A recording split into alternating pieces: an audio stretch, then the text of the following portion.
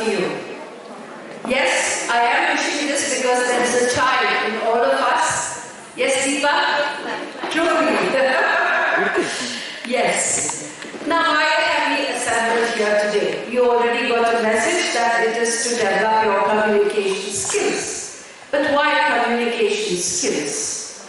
Well, communication has existed even way before words were used to express our thoughts, isn't it? And for an hour, the eyes are the best expression to convey your thoughts, isn't it? But before words were used, there were, sign languages that were being used, and after that, crude drawings you will find in the cave dwellers, and then after that, crude words were being used, which were later on used in sentences. And now we have a structural grammar that we have to follow when we have to use a language. But what if we don't use those skills properly? And especially if you are a teacher, then if we don't have those communicative skills, then it is very difficult for a teacher to get the concepts across to a child. Hence, we are having this session on communicative skills. And to do the honors, we have with us a person who is a parent, and she is very familiar with BGSNPS. And she is a well-wisher, and you know her very well because of the mandala painting that has gone into the Kalam Book of Records. Yes, that is Ms Radha SN. Madam, a very warm welcome to you. Now, yesterday when I was having a word with Sir, he said that, we wanted to have this sensory, activity for the kindergarten children. And it has been his project for 2 years. He wanted to have it done. And he just expressed that idea. And Ms Radha was very ready to do it. And within a week, she was ready with the whole, she did her research on that. And she had everything ready within a week. And she volunteered to do it. So thank you, ma'am. That shows her passion. And I was just talking to her this morning, and I was asking her, how did you get into this art? Because if you see her bio data, she is more into communicative skills development, and then she is a trainer, and she's also a hypnotherapist, and all that. So why art? How did that art creep in? So she was telling me it was more like a stress buster for her during the lockdown. So she is self-taught in this art of painting. So, and now internet throws at you many, many chances that you can do things for yourself. So, Ms Radha is here today with us. Her 2 children are studying with us in our school. And she is, very dynamic. She does not like to waste her time and is always wanting to learn something new. But life has not been very easy for her too. And just like how you people as women and homemaker also face challenges in life, so did Ms Radha. But for her, it is that motivation to achieve something, to make a name for herself, was what kept her going. And she overcame all her challenges. And if one door closed, she was ready to open another window. Not the window was open for her, but she was ready to open the window herself and take a new path and see where that led to. So that is Ms Radha for you. And I very warmly welcome her. I kindly request our Academic Director Sir and Principal Ma'am to felicitate her.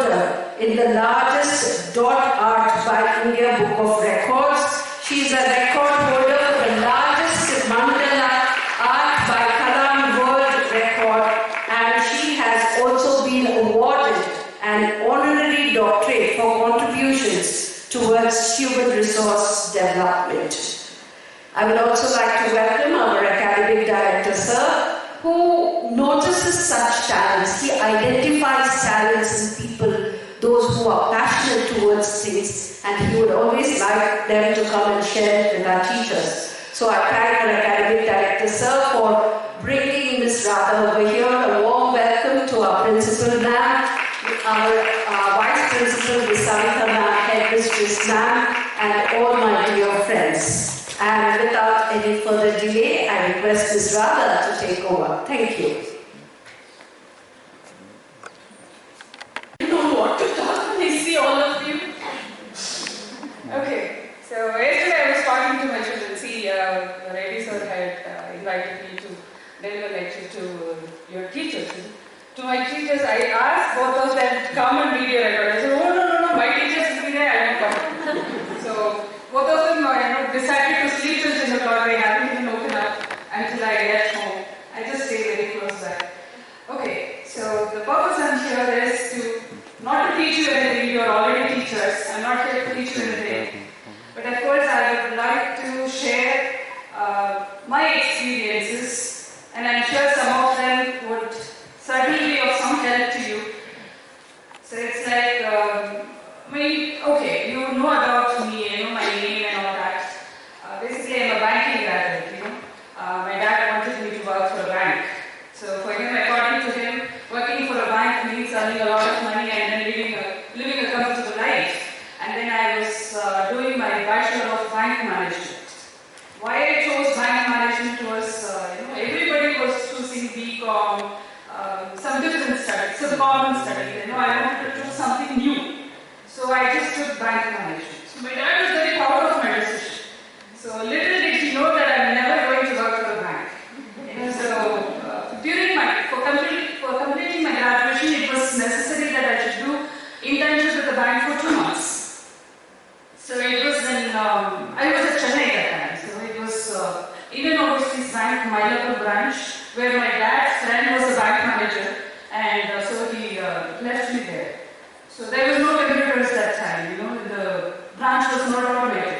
So everything would have to have a big notebook and write ledgers and all that. 2 months I understood that working for a bank is such a boring job. So that is when I decided I'm not going to work for a bank anymore.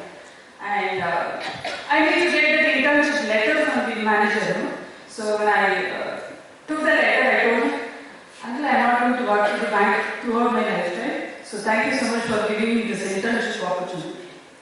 Before I went home, he called my dad and he said, see, your daughter is through there. So I was going home and my dad was already waiting in the entrance and said, what did you tell the manager? I said, I told him whatever strikes my mind. It's that simple. So parents want their children to be daring, but they don't like children speaking openly. But I don't care about it. That's a different story.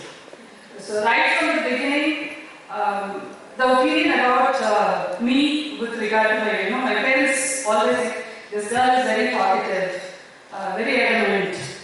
So talkativeness is not going to help her in life. But listen, talkativeness is only helping my life now. Otherwise, I wouldn't have been in today.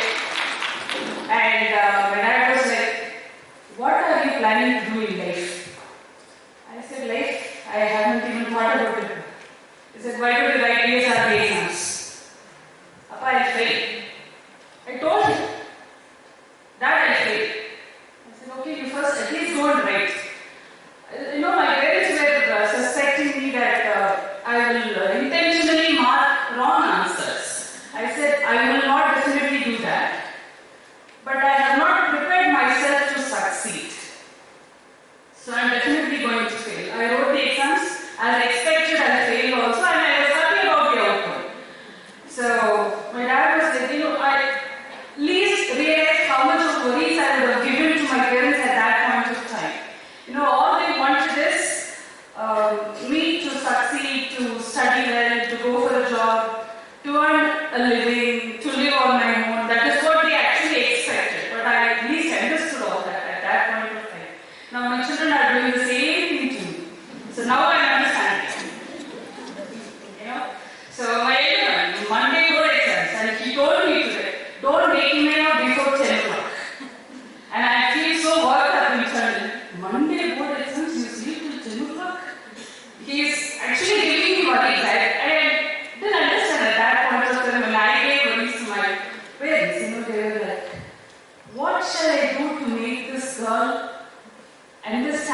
studies and getting into a job is important. So then they had put me into computer science classes, computer classes. NIIT Chennai, National Institute of Information Technology Chennai, that was a very famous institute. Whether I went there and studied computers or not, I found my life partner there. Yeah. So I found my life partner there. I was very regular to the classes. You need to understand. I was very regular to the classes. So my parents said, oh, finally Radha had started going to the classes. They were so happy about it. So they didn't know the internal reasons. Okay, so I was very regular to the classes. They were so happy about it. And okay, my husband now, my mother then. So he was like, computer science did not enter his brain. Okay, so he said, Radha, it's very difficult. So don't worry, I'm there to teach you. So because I have to teach him, if I have to teach him, I have to study. So I studied. For the first time in life, I scored over 90%. For the very first time in life. So that's when I knew scoring over 90% means how proud you would feel. That was the very first time I realized. And then I scored over 90. For my way, finally my daughter had started studying. So that was the kind of relief we had. And then I said that I want to do my post-graduation. I told my parents, my daughter is interested in studying finally. Yes, I was truly interested to pursue my PG. I started with my first year, that was in 99. And before I could attempt my second year examination, I got married. 2000 March 15th. And the next day of my wedding was my practical examination I attended and passed also. So there were a lot of challenges. It was a love marriage. So there were a lot of challenges. And right from the time I always loved challenges. So we overcame, and there was no support from either of the parents after wedding. So we had to go through a lot of hardships in living on our own. And I had my first one in 2002, that baby is no more. My Krishna is my second one, and Shriya was my third one. So that stress was also there. So I thought, okay, something should divert my mind. If I keep on thinking about what went wrong, my brain won't focus towards what can go right. So obviously I need to divert my mind, is all I knew. I didn't know how to divert. But me and my husband were talking to each other, and okay, we decided, let us both focus on each of our profession, grow our profession, grow professionally. So growing professionally means growing financially too. So we thought, okay, we will focus on profession at least for a couple of years. So between 2002 and 5 was a tremendous growth in both of our profession. We grew financially too. And 2006, I had Krishna. In 2008, Shriram. Then in 2007, I got opportunity with Wipro Technologies Bangalore. So that's how I relocated from Chennai to Bangalore. And we were staying near this Puttuladigas. That's where we were staying. And slowly there came a time when we had to get Krishna admitted to a school. So we didn't look at multiple schools. My only criteria was school near home. So there was only BGS was there. So I came and met Eddie sir. I remember that first time interview which I had with Eddie sir, and Krishna was only 2.5 or close to 3. He was asking a lot of questions with Krishna, and Krishna never opened his mouth. For everything he only showed his teeth. So I was quite nervous about whether the sir will give admission for my son or not. So finally he gave a small chocolate. I remember that, small dairy milk chocolate. He said, thank you. He opened his mouth and he said, okay, don't worry. And I was carrying Shriram that time. He was due for delivery in just 3 weeks. So there were a lot of challenges, and then slowly they started doing then shuttling between home, taking care of home, office, children. That was the toughest task I have ever done in my life. Corporate job is not that easy. 8:30 to 6 is my office time, and I have to leave home by 7 o'clock. Come back by 7:30 at night. So 7 a.m. to 7:30 p.m. So it was like that. And no elderly support. So remember that. I don't know if you can imagine that kind of a situation. I had gone through. So I told my husband, see, I can do only one thing perfectly. I cannot have one leg here and one leg there. Either I will be fully for the family or I will be fully at the job. You choose whatever you want me to. You know, he was brought up in a very conservative family where men are treated like kings and women are supposed to serve men. That's the kind of mental makeup with which he is brought up. So he was not willing to quit. Though my salary was high, more. He wasn't willing to. I said, I'm okay with that. No problem. Let me quit, sat at home, took care of my children for a year. And then taking care of children is not a 24-hour job. So I was feeling so jobless sitting at home. I don't know whether it's a strength or my weakness. I cannot sit idly. That's probably a kind of punishment. You know, I cannot sit idly. I'll be doing something or the other at home, even now. So I started reading books. Fortunately, you know, one of my cousins gave me a book titled Goals. How to win anything faster than you ever imagined. That's the title of the book I read. It was quite interesting. You know, then I thought, okay, how many people would be reading such books? Then when I observed the behavior of book buyers in the shops and I spoke to my friends, none of them were reading these kind of motivational self-help books. None of them. And then I thought, okay, now when nobody is reading such books, why not I do it as a training program for people? But I cannot do a training program unless and until I try those concepts with my own self. I cannot give a theoretical knowledge to people. I need to try it for myself. And when they are working, when I know for sure that they are working, then yes, I can tell them that, okay, set goals like this is how it will work, these are the challenges you may get, and this is how you can overcome. See, unless and until I have done it, how can I tell you that these are the challenges that you will get? Because I should have gone through, otherwise I cannot tell you. So I thought, okay, let me implement those things in my own life. When I implemented, I saw some miraculous results.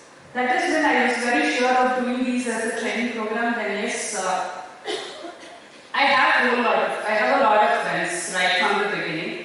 So initially with my friend circle, I started doing training program in Bangalore for a couple of hours because my children were at home, my husband was working. So I couldn't travel for a long time. Then there were a lot of challenges again because my husband doesn't know the smell of a kitchen. And two boys, fortunately or unfortunately, they don't even treat my husband as a human being, but they are always around me till date. That's a different story. And boys, by nature, actually, they are capable of being independent, but they act like being completely dependent. Those who have boys, I don't know, you may have experienced it. Boys, they act like being totally dependent, as if they know nothing. That's how my children acted. And especially, elder one Krishna was quite understanding, but my second one, Srivan, was like, do everything for me, kind of a person. You know, I said, at one point of time, I got so stressed out. You know, I need to make my children independent. You know what did I do? My strategy is not advising children. Advices doesn't work. Nobody likes to be advised. Do you all like to be advised? Yes, sir. Oh, yes, sir. Come, I will meet you separately. I don't like to be advised. If someone advises me, I hate them from the bottom of my heart. Okay? So, that's normal human behavior as well. Nobody likes to be advised. And obviously children, when it comes to children, maybe adults, they are mentally mature, you may like it, but for children, they don't like it. So I tried advising my children, it didn't work. Okay, then what should I do to make them independent? Fine. There was only one strategy that stuck my mind. Withdraw services. So I stopped serving them. It's that simple. So Amma, if I didn't wear socks, no, it is will scold me. I said, you either wear socks yourself or you go to school barefoot and get scolded. I won't do anything for you. He wore socks and went to school. That's how they got independent. Okay, teaching cooking to my husband. It's not about teaching and learning. It's about mind shift. Shift of mindset. From a lady cooking to a man cooking. So that was the most difficult part, you know. So when he started cooking and I started traveling, there were a lot of criticisms that I had to face. So the challenges that I faced and the way I overcame made me to a person who I am today, you know. Initially I was feeling so low about those criticisms. But then at one point of time, I realized one thing for sure. I don't know if I'm going to be right or not. Whether you do good or you do bad, there are a certain group of people in this world whose primary job is to criticize you. No, not primary job. Their only job is to criticize you. No? Their only job is to criticize you. And if you are going to listen to those criticisms, you won't be able to keep a single step ahead. So the first decision that I need for myself is to learn if there is anything positive from the criticisms, but to completely ignore them. I don't take it to my head. Till date I follow that. And if you ignore criticisms, do you think people are going to appreciate you? Wow, you ignore criticism. No. Criticisms will only increase. They won't decrease. Till date it is increasing for me, but I don't care about it. You know, so you have to learn to ignore criticisms. That's the first learning that I learned through the challenges that I faced. Okay? And as I ignored criticisms, people started criticizing me more and I started ignoring more. So that's the strategy I followed till date. So probably, you know, one thing that you all may have to practice is to learn to ignore criticisms. If there is something good in that, take it. But criticisms you just ignore them. Not everybody are skilled enough to criticize you with like a positive feedback. Positive feedback is always okay. Negative criticisms I always ignore. So there were a lot of criticisms when I made my husband to cook. The major criticizer till date is my own mother. You are not a good wife. You are not a good mother. So according to her, definition for a good wife is to sit at home, cook and serve husband, make him eat first and then eat next. I am not that kind of person. I cook, I will eat first. Because when my children and my husband are, Ma, I am hungry and you are, see, only if I am healthy and strong, I can feed you and healthy. So I should take care of myself first. The second learning that I learned from my challenges, take care of yourself first. If you don't take care of yourself, nobody else will do it for you.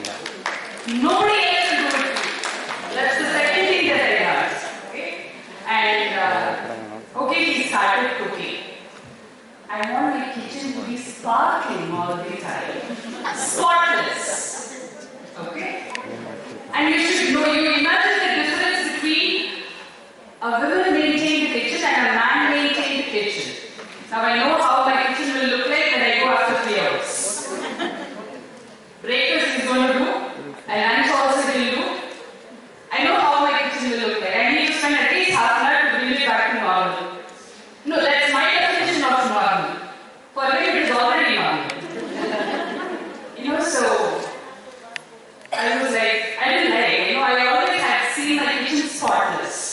And when he cooked, and when I go out for my work for about 2 days, 3 days, a week, and then come back, the house doesn't look like a house at all. One socks will be in one corner of the room, another socks will be in another corner. And I feel so worked up. And there will be a lot of arguments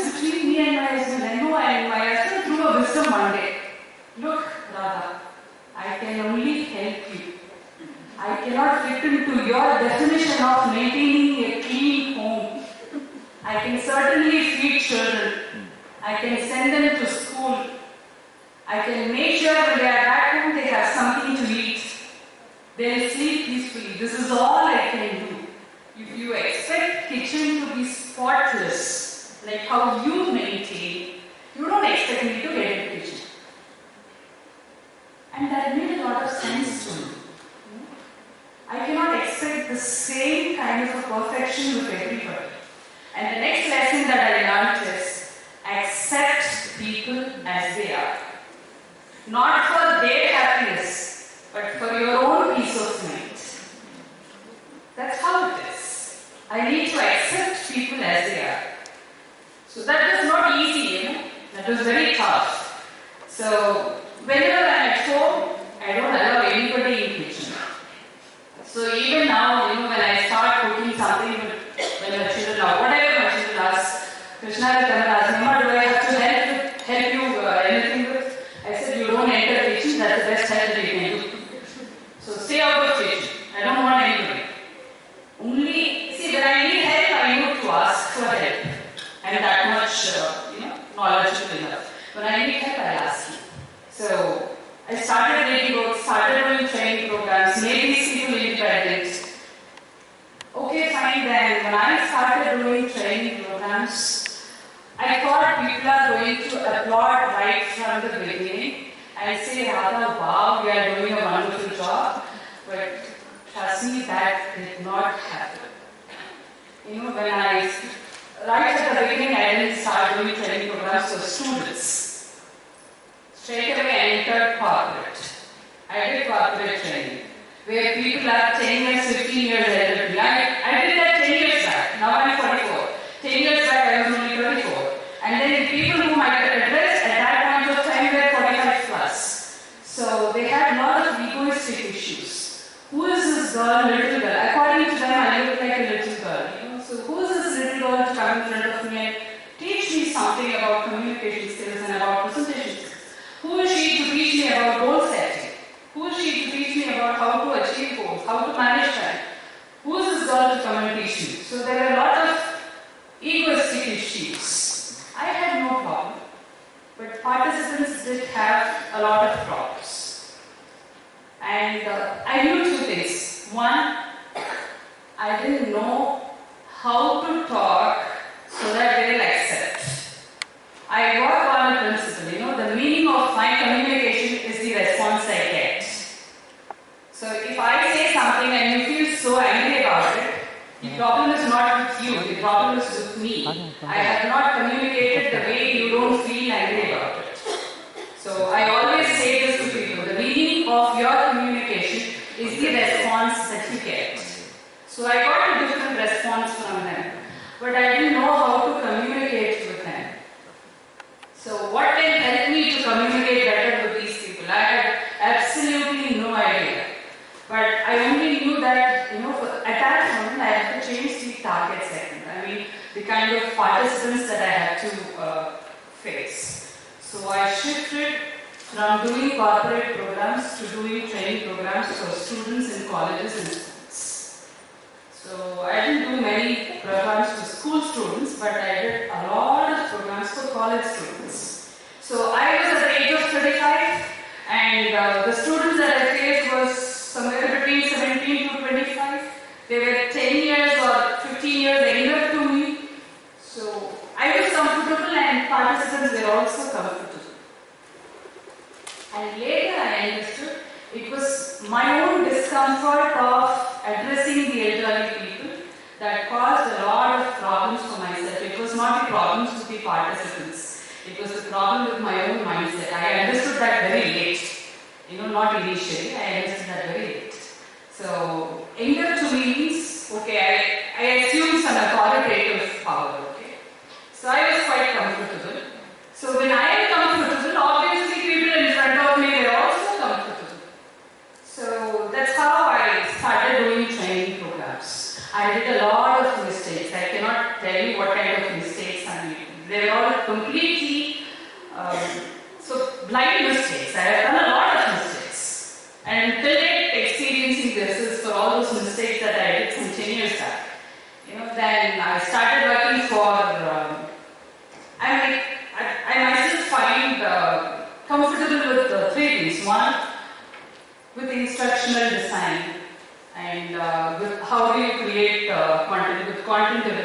communication skills, with my presentation. These are my strengths. So I thought, okay, now I need to work on my strength. So I worked with an university to create e-learning modules for them. So one of the assignments that I got was to create a documentary on an agricultural topic. So micro irrigation or something, I don't remember exactly. Micro irrigation.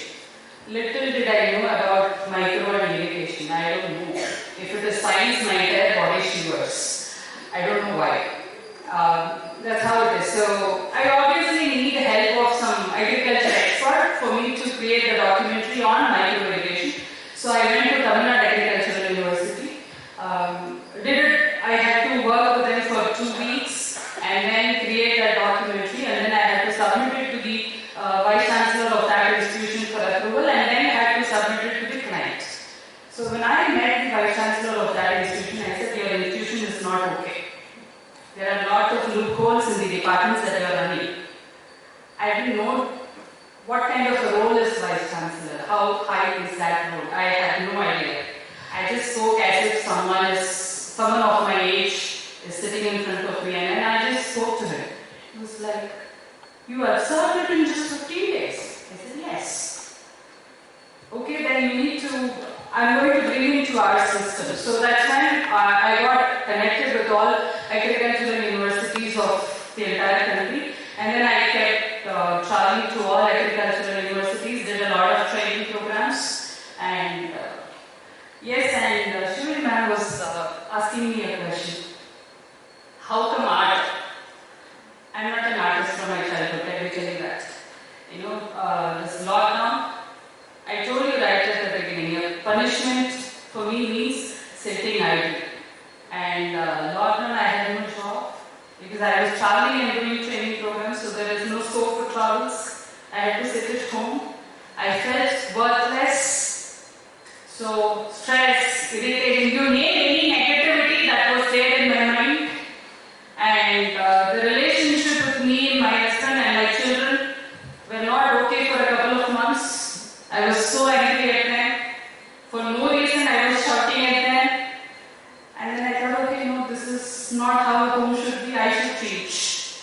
So I always initiate the teach from my side.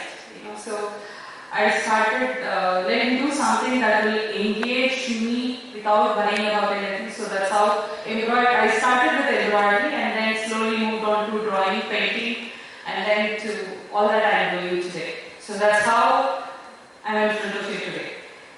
So what I really wanted to discuss with all of you is about some of my favorite topics on how to set goals and how you achieve them, and how important was listening and communication, and how important it is to you as teachers, and how do you manage your time. There are few teachers friends here with whom I talk to almost every single day, and what they tell me is, I don't have time. I don't believe in this statement, I'm telling you.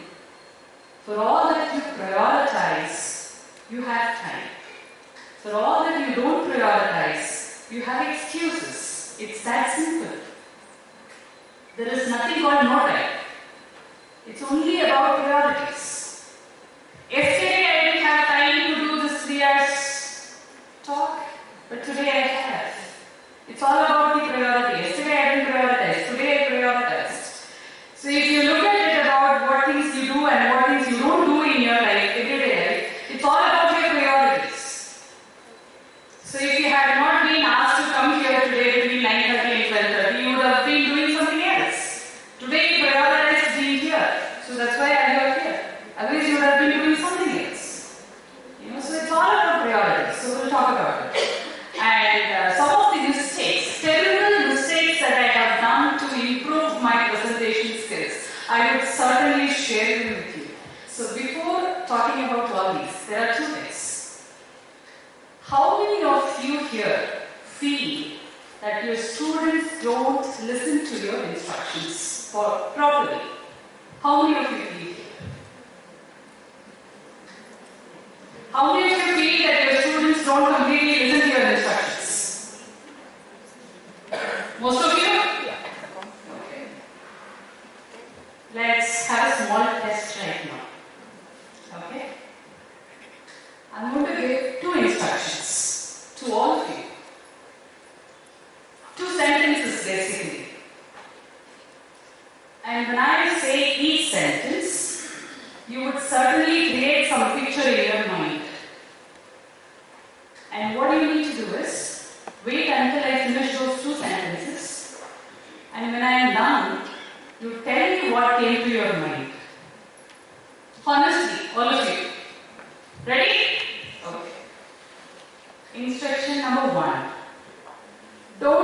think of a monkey.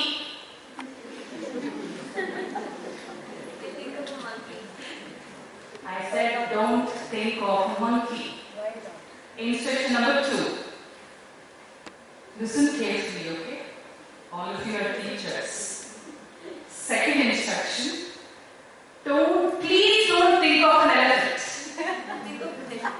Now tell me, what did you think of? Monkey and elephant? So you don't know to obey instructions. This is another learning that I learned. Human minds is not capable of processing negatives. If you have thought of monkey and elephant, you are absolutely normal. No, I am not joking. You are absolutely normal. If you have thought of, when I say don't think of monkey, if you have thought of something else, then you are completely abnormal. If you have thought of exactly monkey, you are normal. That's how human mind works. So when initially I was thinking, my children are not obeying me, my children are unable to take my instructions, they don't like to be instructed, they don't like to be told to do or not to do something, but that was not the story. They were quite normal. The abnormality was with me. I didn't know how to communicate to them. So have you observed that in small children, when you say don't run, you know what they will do? They'll run much faster. And then you will say, see, this child is unable to take my instruction. And when you say don't run, he's running faster. And then we label them that he or she is disobedient. But were you all disobedient now? So the word don't cannot be processed by human mind in general. So when I said don't think of a monkey, don't was just dropped. The instruction was like think of a monkey and you happily thought of a monkey. And then the second instruction was please don't think of an elephant. Again don't was dropped. It became like please think of an elephant and you happily thought of elephant only. Right? So this is what I learned when I dealt with my own children. If I say don't do this, you know what my intern will do? That Sriram, he will come. I say don't pour water on the dining table. He will pick up a glass of water. Teachers of Sriram, please know about him. I don't know who are sitting here. He will pick up a glass of water, pour on the table, and then ask me, Ma, is this what you didn't want me to do? He literally does that. And then I say, okay, now I need to change my instruction. If I want my child to do something, what I want him to do, I have to talk from his point of view. When I say don't do this, and when they do it, they feel some kind of sense of accomplishment. So I had to change my instruction. I said, keep the glass safely. Well, that was very tough for me to give a positive instruction. For us to say no and don't comes so naturally. But to give positive instruction was a conscious effort. So this was one thing that I learned when I dealt with students. Second word. So before I tell you what exactly is that, let me again give you a small experiment, okay? Imagine that there is 2 carton boxes, one to my right side, another one to my left side. And the one in my right is labeled as number 1, box number 1, and here is box number 2. Okay? Now I'm going to tell you, lift box number 1. What comes to your mind? You will lift box 1? Yes? Okay. Now here is the carton box which is labeled as 2. And I'm going to tell you, please try and lift box number 2. What comes to your mind? The box 2 is heavy. That's the effect of the word try. So if I would have told you, please lift box number 2, you would have lifted. When you say please try, I only added one word extra. You don't have to include this piece, Try and lift box number 2. It gives a different kind of, opinion about the watch. That's the effect of the word try. I learned all these in NLP sessions, neuro-linguistic programming sessions that I went through. And I started implementing all of these. The hypnotherapy, psychotherapy, NLP, all that I learned was not to help everybody, but to experiment with my own family first. With my husband and with my children. My husband was asking me, why are you learning this NLP? The problem was I was very honestly responding to him. I said, when you learn NLP, it's very easy to convince people. Ethically change the behavior of people. That's what I told him. From the time I was certified as an NLP practitioner, whenever I talk to people at home and they feel convinced about what I'm saying, my husband says, are you using NLP with me to talk? And then sometimes when he feels irritated, he also says, look, Radha, you need to enter only as my wife, not as an NLP practitioner. Leave all your NLP therapy, hypnosis, everything outside the door and you come inside. And then, I made a fake promise to do all of that. I said, I'm not going to use anything that I studied. But they don't know, little do they know. That's a secret to all of you. Little do they know that I use on every single conversation that I have at home. Every single thing. Consciously, I'll be using it. But I made a fake promise to do. That's a different story. So I wish, NLP is a set of tools using which you can communicate to people in the way they understand things. That's how it helps.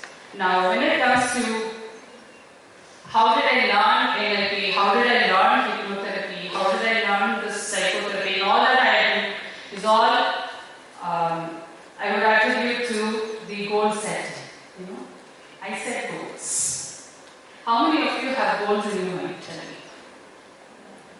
How many of you have set goals for yourself? Over now. All of you? Very good. My next question. How many of you have your goals written?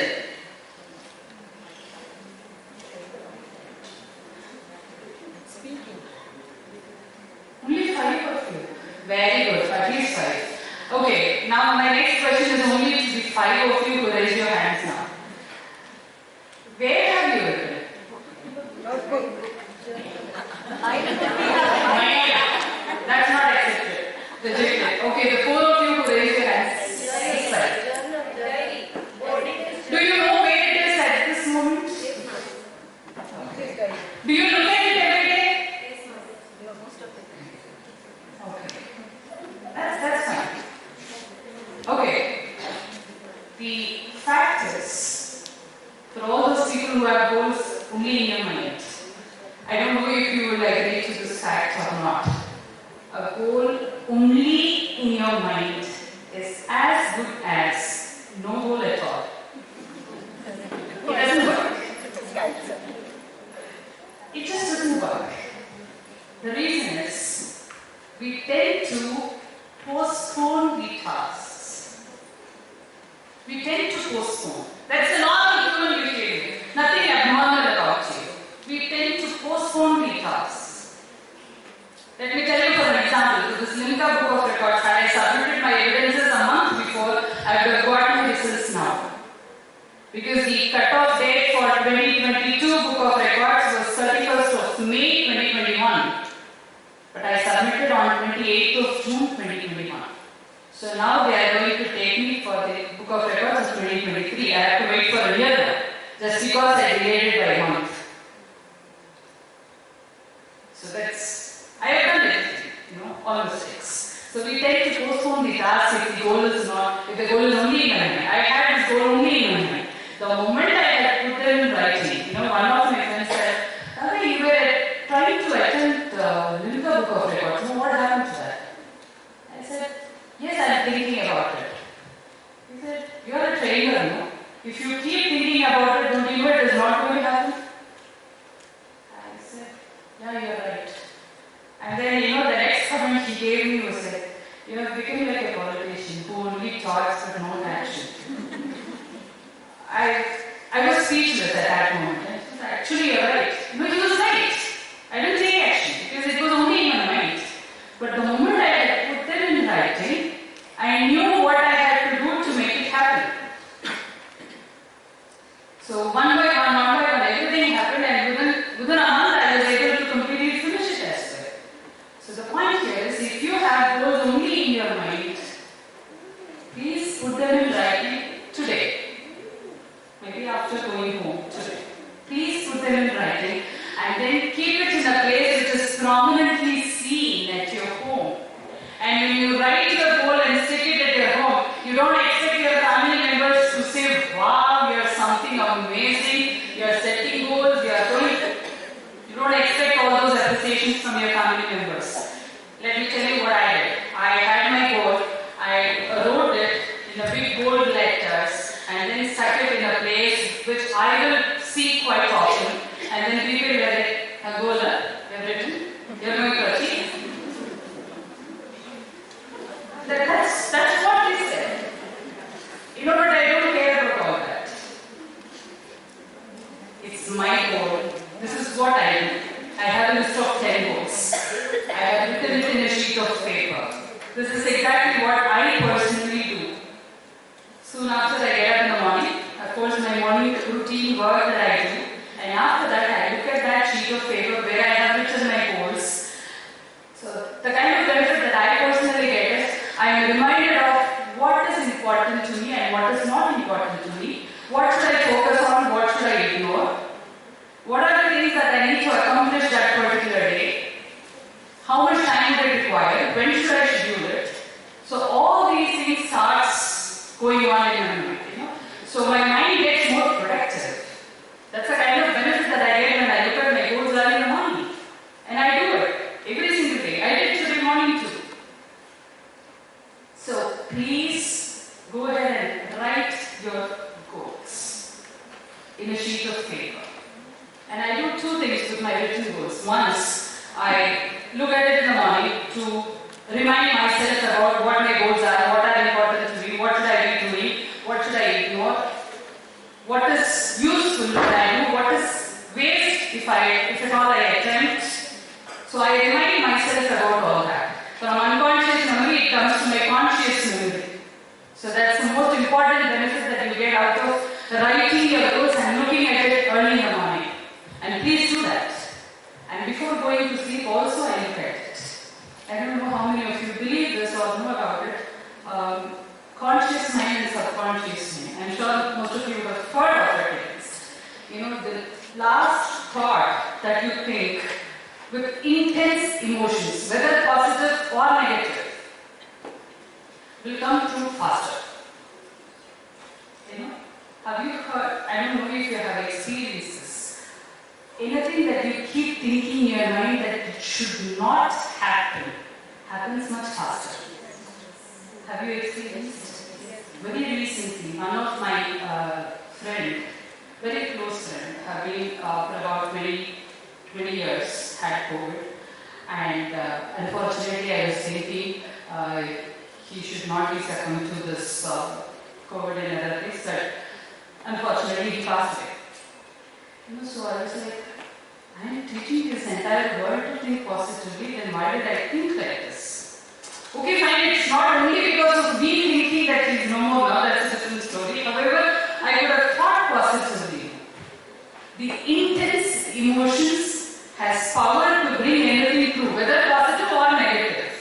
So if you want to realize your goals, the second thing that you can do for yourself is, before going to sleep, look at your goals, imagine that they have already happened to you, visualize positively and then go to sleep. Trust me, you will be able to do something about it. Okay, let me tell you an example. I needed a venue for attempting lyrical book records. And talking to you, sir, did not come to my mind at all. Because, let me tell you honestly, AD sir means a tough man is the kind of figure that I had in my mind. I was not feeling comfortable to talk to him. No, I get very honest. I was not feeling comfortable to talk to him because the kind of representation I had in my mind, AD sir means tough man, angry man. That's what I had in my mind. You know, but I was hunting for him. That was the only thing pending for my attempt. All other materials were ready. Only the venue was remaining. You know, and I sent an email because I was not courageous enough to meet him and talk. I only sent an email. Okay, and fortunately, I think he looked at the email and someone gave me a call and came and met him. And he was kind enough to say, "Oh, I'm so proud to have a parent like you. Please go ahead and use our support. I'll provide all the support that's possible."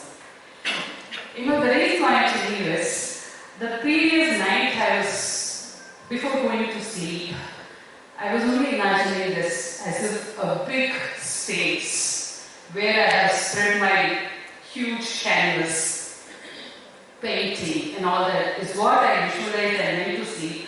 The next morning I sent an email to him. Within a couple of days the day was fixed. I think on 9th of June I sent an email, 11th of June I met him, and 11th of June he said, "You can start reading today." That's how it works. So I was so excited and said, "Sir, okay, from Monday I start." And then I started from Monday. I think that was 14th of June. So that's how it happened.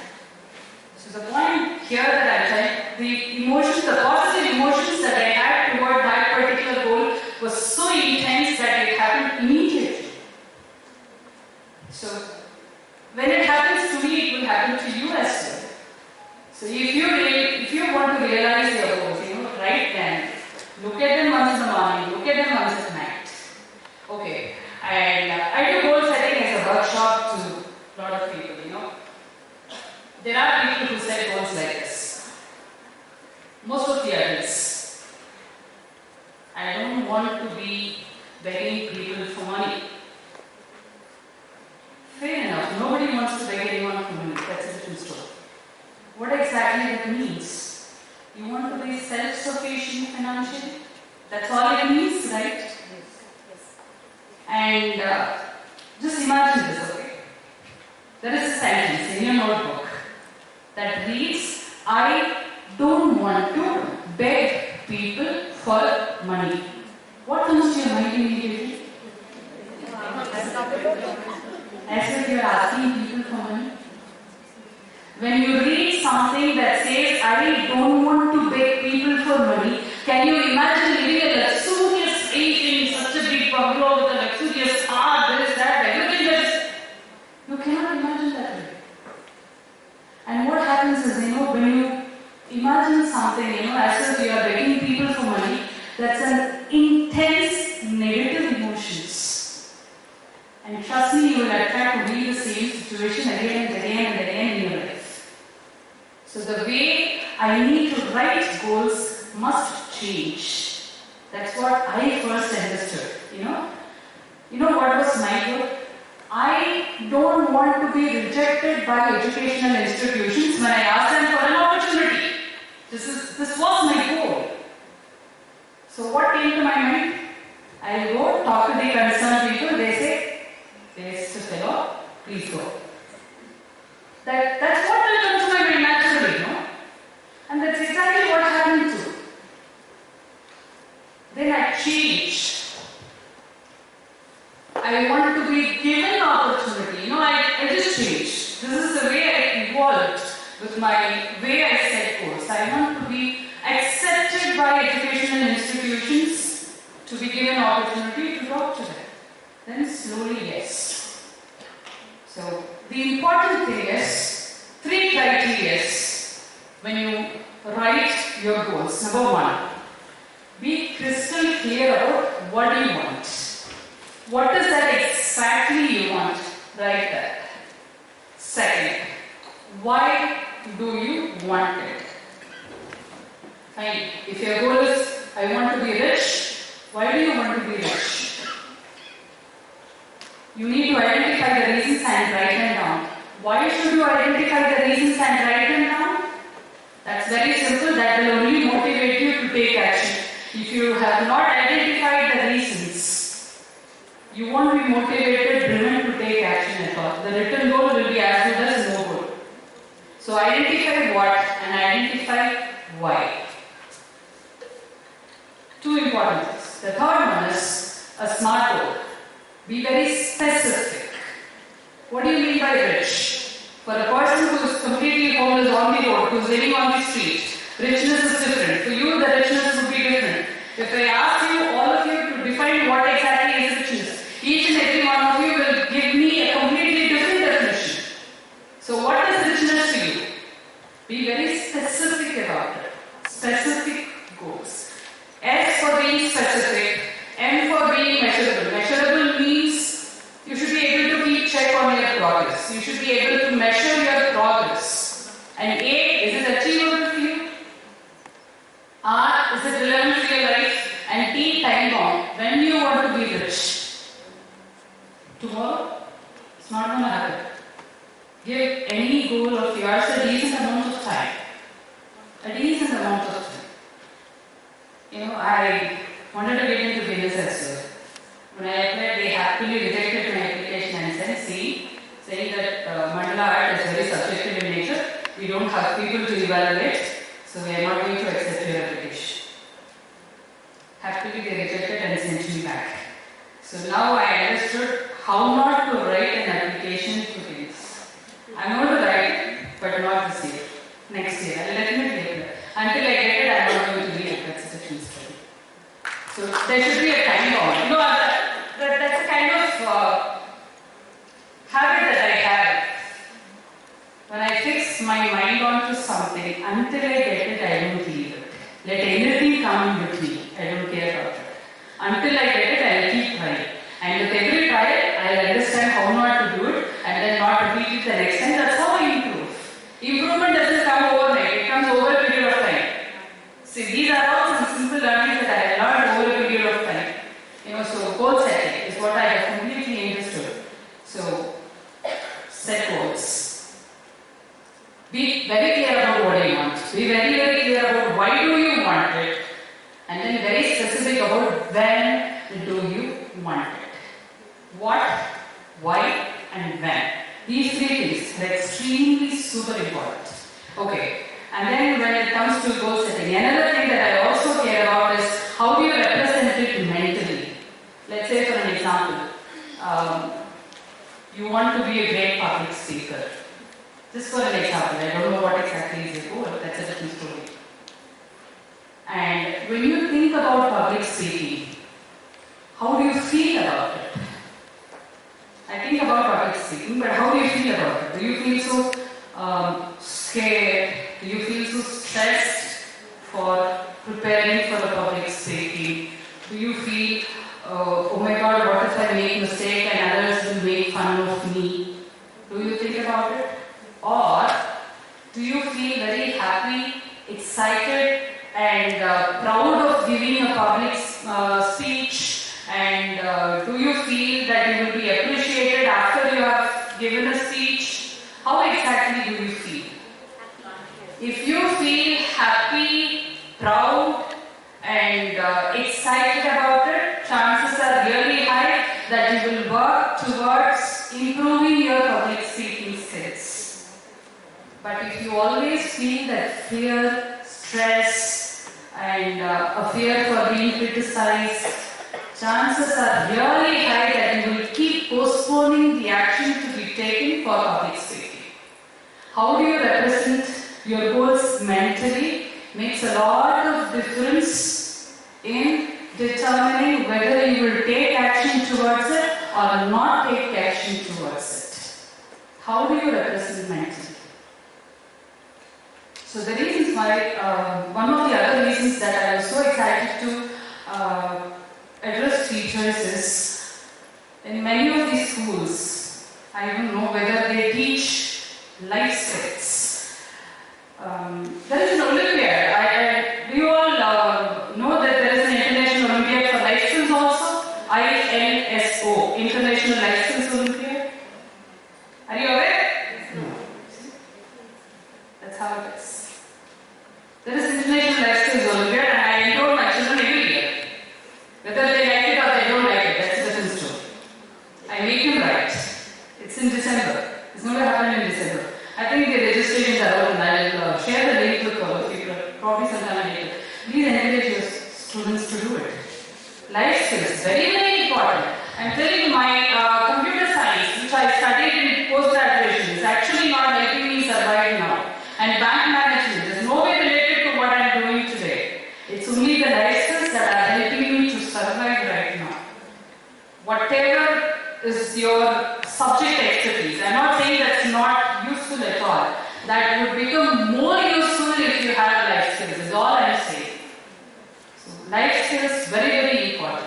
According to me, life skills means your ability to set goals, your ability to achieve them, having an attitude of never giving up, having an attitude of being able to overcome all the challenges, and you having the ability to build some meaningful relationships, your ability to plan, your ability to stick to the plan. I know every human being is excellent in planning. Where we generally lag behind is only in execution. That's self-discipline. Being self-disciplined, an ability to listen, ability to communicate, ability to present yourself, ability to work as a part of a team member and as a team leader, an ability to solve problems, ability to make decisions. These are the things that will help any human being to survive. So I have always set goals to develop all these skills with me, and I have told my children also, see, this is what is going to help you.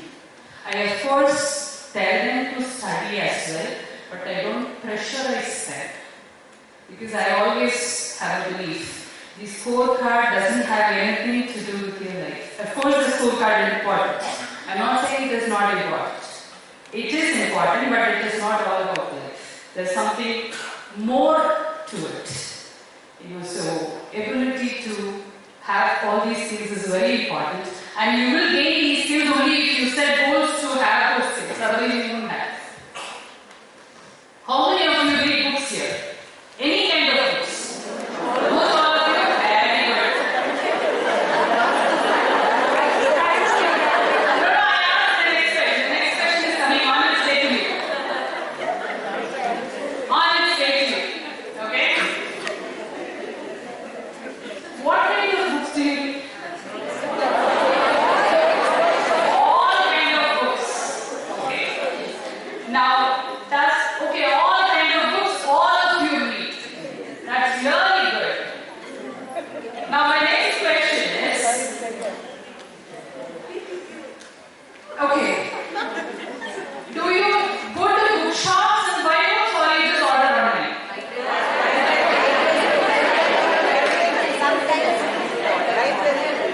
Okay, library books you read, sometimes you will order books, and other things?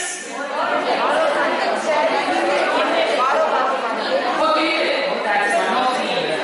Okay, fine. No comments about Kindle now. I basically don't prefer Kindle. For me, it's the pleasure comes only when I have the book in my hand and read. That smell of paper, pleasure of turning the pages. I don't get that in Kindle, so... Okay, fine. Have you been to bookshops? Yes. All of you? Yes. At some point or the other time, okay. Sapna bookstore, very good. So you have to be, oh, that's my favorite shop in Meenakshi Mall, I'm telling you. Whether I buy anything or not, when I go into the mall, I just go to the shop, at least see everything and feel happy about it and then come out. I do window shopping in Sapna bookstore. Okay, in Sapna bookstore, let's say that in a minute. There is a category called self-help. Have you ever browsed through books in that category? Yes. There is only one who said yes. 2, 3. Okay, very few. But about, I don't know how many of you are here. Only about 8 or 10 hands are raised. 1 year I will spend money. Okay, how many of you have self-help books at home? Very good. How many of you read it every day? See? Only 2 hands.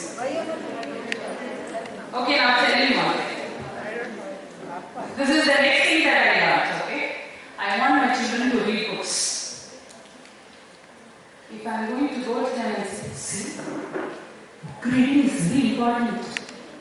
Book reading will help you in your life. Book reading will improve your knowledge. You know what my elder one will say? That's Krishna, you know what he will say? Are you doing it? When you don't do it, you have no authority to instruct me to do it. You know, I don't advise my children. I just don't advise. I read books. And I pressurize my husband to do it too. Otherwise, if both parents don't do, children don't learn by the way you teach them. What you tell them, they don't listen. What you do, they observe and do it. So if you want children to do something, you have to do it first. So that much I was very, very clear. So I read books. So my husband, I'm not comfortable with English. No problem. Books are available in Tamil to wait. I order and read. I ordered books and gave it. So what we do is this. There are few ground rules that we follow at home. Please do follow it with yourself and with your children also at home. Early in the morning, when we get up, how many of you look at your mobile phone? Tell me honestly. The moment you wake up, how many of you look at your mobile phone? Now tell me, why do you look at your mobile phone early in the morning? No notifications, madam. And the previous night I post something in WhatsApp status. I want to know how many of you have viewed my status. And then I post something in Instagram. I want to know how many of you have liked, how many of you have commented, how many of you have viewed.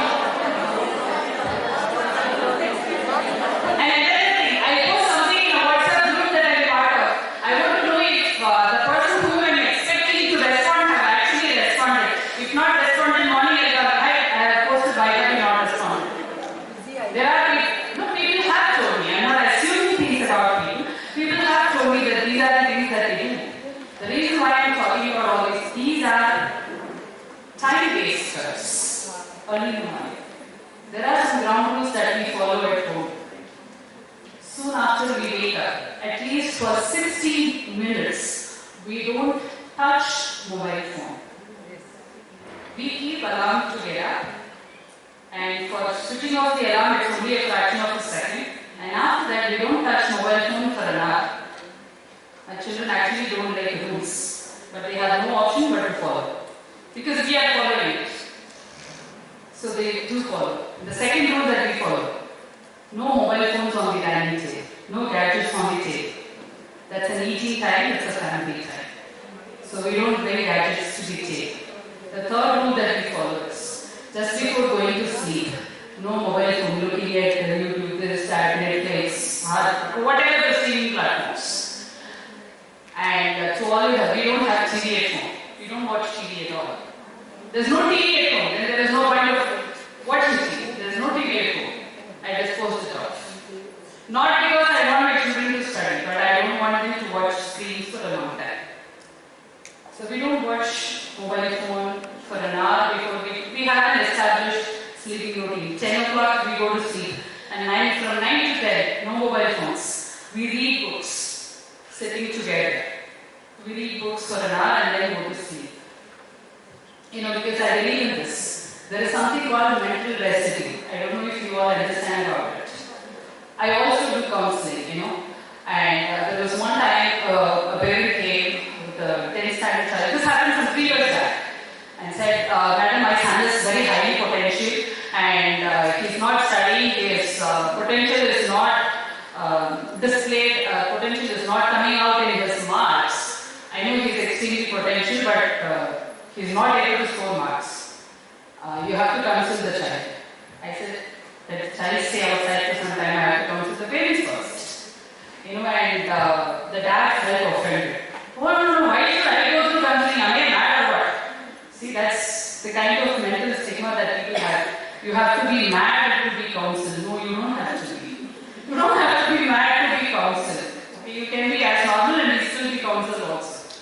What I found was, they all use mobile phones till the last moment they go to sleep. And then the mental residue, whatever they saw in the mobile phone will only be popping up in the mind, and that reduces the effectivity of your brain. It affects you mentally, it affects you physically. So all these habits need to be followed if you are really serious about your goal setting. That is why I talked about all these small topics, micro topics in between that. So if you really want to achieve your goals, there are a lot of self-discipline that you have to build into your everyday lives. So these are some of the things. So be very clear about what you want, why do you want it, and when do you want it, and also follow these habits. And if you have not been so self-disciplined so far, absolutely no issues. You can build it from today.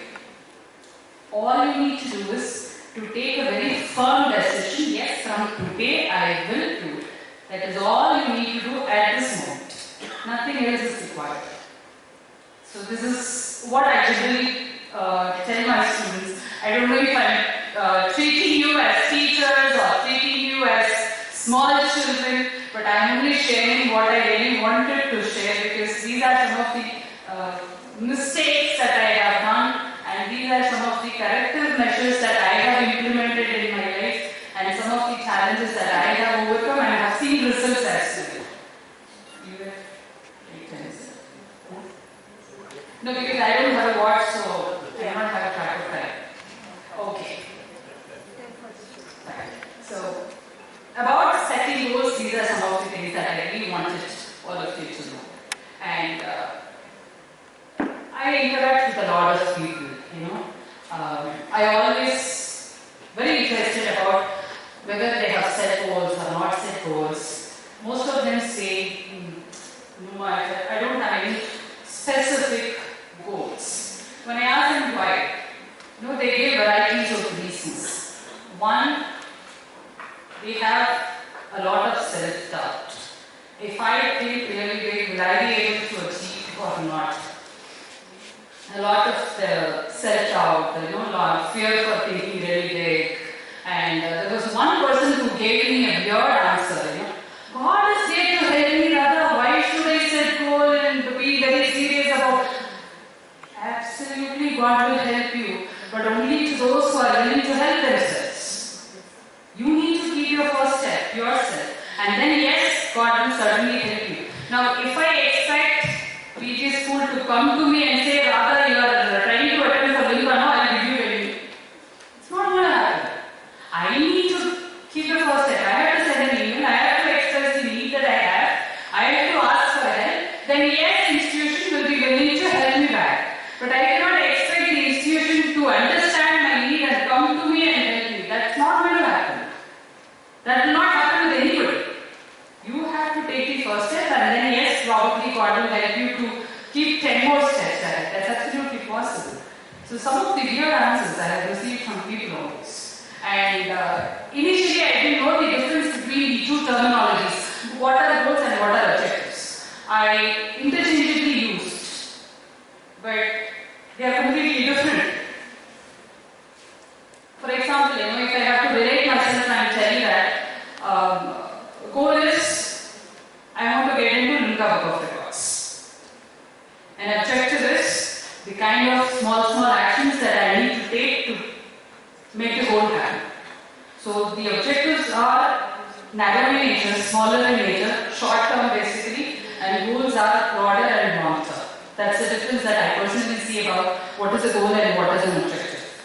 So, if majorly I have seen people use those two terminologies interchangeably, but this is what I have personally learned earlier. You know, and I follow certain steps also. 10 steps is what I personally follow. Step number 1. I decide what exactly I want in every key area of my life. There are 7 key areas that I have decided for myself. Number 1, my personal life. Number 2, my professional qualifications. And number 3, my profession itself. And number 4, my family goals. 5, financial goals. And 6, my health goals. I have been ignoring it so far. And 7, social goal. What do I want to do to pay back to my society? These are the 7 key areas that I have decided for myself. So this is the process that I personally follow. I identified 3 goals in each of these key areas. So there will be 21 goals. And what I do is, when I looked at the entire list of 21 goals, I was feeling so scared about it. Oh my God, I have so much of responsibilities. Will I really be able to achieve all of them? That's what I actually thought of. And then I narrowed it down to top 10 goals. That does not mean I'm not going to achieve the remaining, but I narrowed it down to top 10. And then there is a rule called 80-20 rule. I don't know how many of you are aware of it. 20% of the concentrated activities that you do will give you 80% of the results in your life. So what I did was, from the top 10 goals, I selected 2 most important. So I selected one from my profession and one from my health. So the profession and health is going to help me to achieve all the other goals that I have. So I focus only on these 2. So this is how I wrote my goals, narrowed it down to top 10, and I focus only on the 2. So once I achieve those 2, then yes, I will move on to the subsequent stuff. And there are sometimes people ask me like, Radha, I don't know how to set targets for my goals. I mean, how do I know when would I like to achieve or when would I be able to achieve? I have no idea.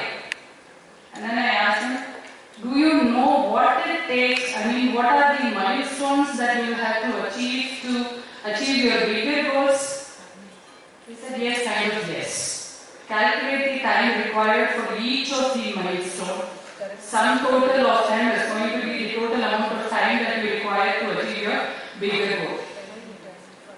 And I also suggest this to people. So where are you? In this place. Where do you want to go? Somewhere else. And there is a gap in between where you are and where you want to go. And it requires a certain amount of actions to be taken from your side. And it also requires some of the skills that are required from your side to move from here to there. Have you ever defined what are the skills that are required in you to move from one place to another? They are actually called as key result areas, KREAs. Have you defined your KRAs to you? Because I teach all these to my children, at home. I talk to them. Not because I'm going to tell them, Krishna, Srina, come sit in front of me, I'm going to teach you that they won't sit in front of me. I just talk to them as if I'm casually talking to them. Quoting only myself as an example, or I talk to them as if I have spoken to one of my students, this is what they said and this is what I told them. So like that only I have to teach them. If I have to tell them to come sit, I'm going to teach you about goal setting, they won't sit in front of me. So this is what I do. So probably as teachers you can also do similarly with your students, experiment with your students. Probably, even if one among the 50 students of yours changes, that's a huge success of yours. That's a huge success of yours. So do that. So for deciding this is what is it. Oh yes. Oh, unless and until you stop me, I won't stop. Okay, sir. No problems. About 10 minutes? Thank you. I will meet you again in 10 minutes. My response was like this. I know I cannot change everyone in this world, but if I can change at least one, it's more than enough to me. I basically love to help people with whatever I have, and I basically love to see some smile on the people's faces. If that is what I can do, that's more than enough. It's not necessary that when I want to help people, I should only help them financially. Not everybody requires finance. Everybody requires some listening human. That is all people really require. When I do counseling to a lot of people who come to me for help, and what I have personally understood is, if at all people listen to each other without any assumptions about the other person in mind. With open mind, if you are listening to someone, to each other, then you don't need therapists at all in this world. We require therapists only because we are not willing to listen to each other. Okay, listening is actually a skill. We'll talk about it a bit later. So that's what I personally want all of you to tell you. You know, and recently I did a series of 16 lectures online for students of College of Horticulture at Solan, that's Himachal Pradesh. You know, and one of the students had given me a feedback saying, Madam, we felt extremely comfortable to talk to you during these sessions, and a lot of students wrote me private messages in WhatsApp, a lot of students wrote me emails to me, and which were quite shocking when I understood from them, you know. At the age of 17, 18, they have broken relationships with this. Relationships broken down, it seems. I don't understand what is that, you know. I had boyfriend, literally, I mean, I'm not at all joking. I'll show you the screenshot of email sometime later. There's one girl who had written to me. I had boyfriend, madam, and I'm very possessive about him, madam. And he's talking to all other girls, madam. She had written to me, you know, he's talking to all other girls. And you're really possessive about him. Is it wrong? I said, you are completely wrong. You're totally wrong. What are you supposed to do and what are you doing? And then I wanted, you know what she said to me? She called me, okay? She wanted to talk to me. She took the time that was convenient to me. She called me, she spoke to me and she said, Madam, I want to take revenge on you. What should I do? You know what did I respond? Massive success is the revenge that you can take from any person whom you don't like. You do it. For example, let me tell you this. You are on your way to improvement. You are on your way to achieve your goals. And the group of people, no, I told you right at the beginning, whose only job is to criticize you. Have you ever analyzed why people criticize you? Because they know you are on the right track. Yes. They know you are improving yourself. And they cannot do it themselves. Yes. And they feel guilty about it. They feel lonely. They want people around them too.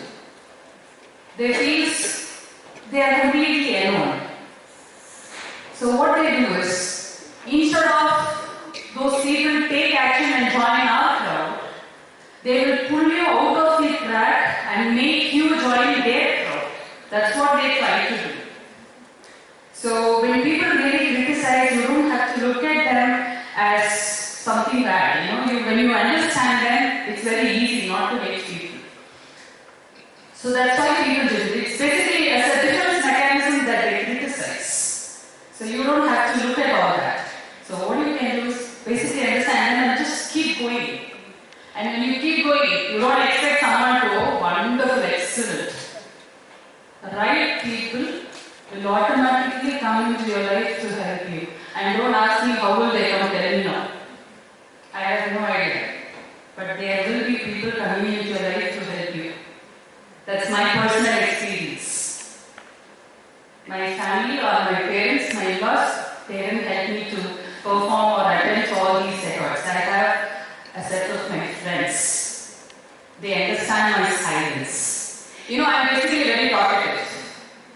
I can describe myself as a chatterbox. I cannot keep my mouth shut. If at all I am keeping my mouth shut, if at all I am silent, it only means I am going through some problems. Only when I am going through problems I am silent. And if I am silent, my friends cannot tolerate my silence. They call me and ask what is happening. And then automatically help will be extended to me. That's how it is. I'll give you an example a little later. Okay, step number one, decide what exactly you want. Let's say for an example, when you want to go for a vacation, if at all you want to go for a vacation, what do you decide about first? Food and clothes. Destination. And then you will decide about how many days, how many nights, how many days, and the mode of transport, whether AC, non-AC, flight, bus, train, car, bike, everything later. Destination first, similarly goals first. How you will achieve your goals later. First, determine what exactly you want to do. Step number 2, write them down. Step number 3, set a deadline. These 3 are like foundation for the building. Identifying what, why, when you want it, and then writing them down are like a foundation. So these 3 steps to be performed first. And number 4, fourth step. Identify the problems you may have to face to achieve your goals and prepare a list of problems. Now, when I say this, some people ask me that, Radha, this is the first time I'm setting a particular goal like this. I actually do not know what kind of problems I will have to face. So what do I do in that case? Okay. Now, there are people in this world who have achieved what you want to achieve. There are people in this world who have achieved already whatever you want to achieve now. Why don't you get connected to them? Trust me, teachers, building meaningful relationships will help you a long way. Relationships that you have built will take you to the places where your education cannot take you. That's my personal experience. The kind of relationships that I have built has made me the person who I am today. I'm not saying that my UG and PG have gone waste, but the kind of relationships and the skills that I have is only helping me to survive right now. Okay, why am I talking about relationships right now?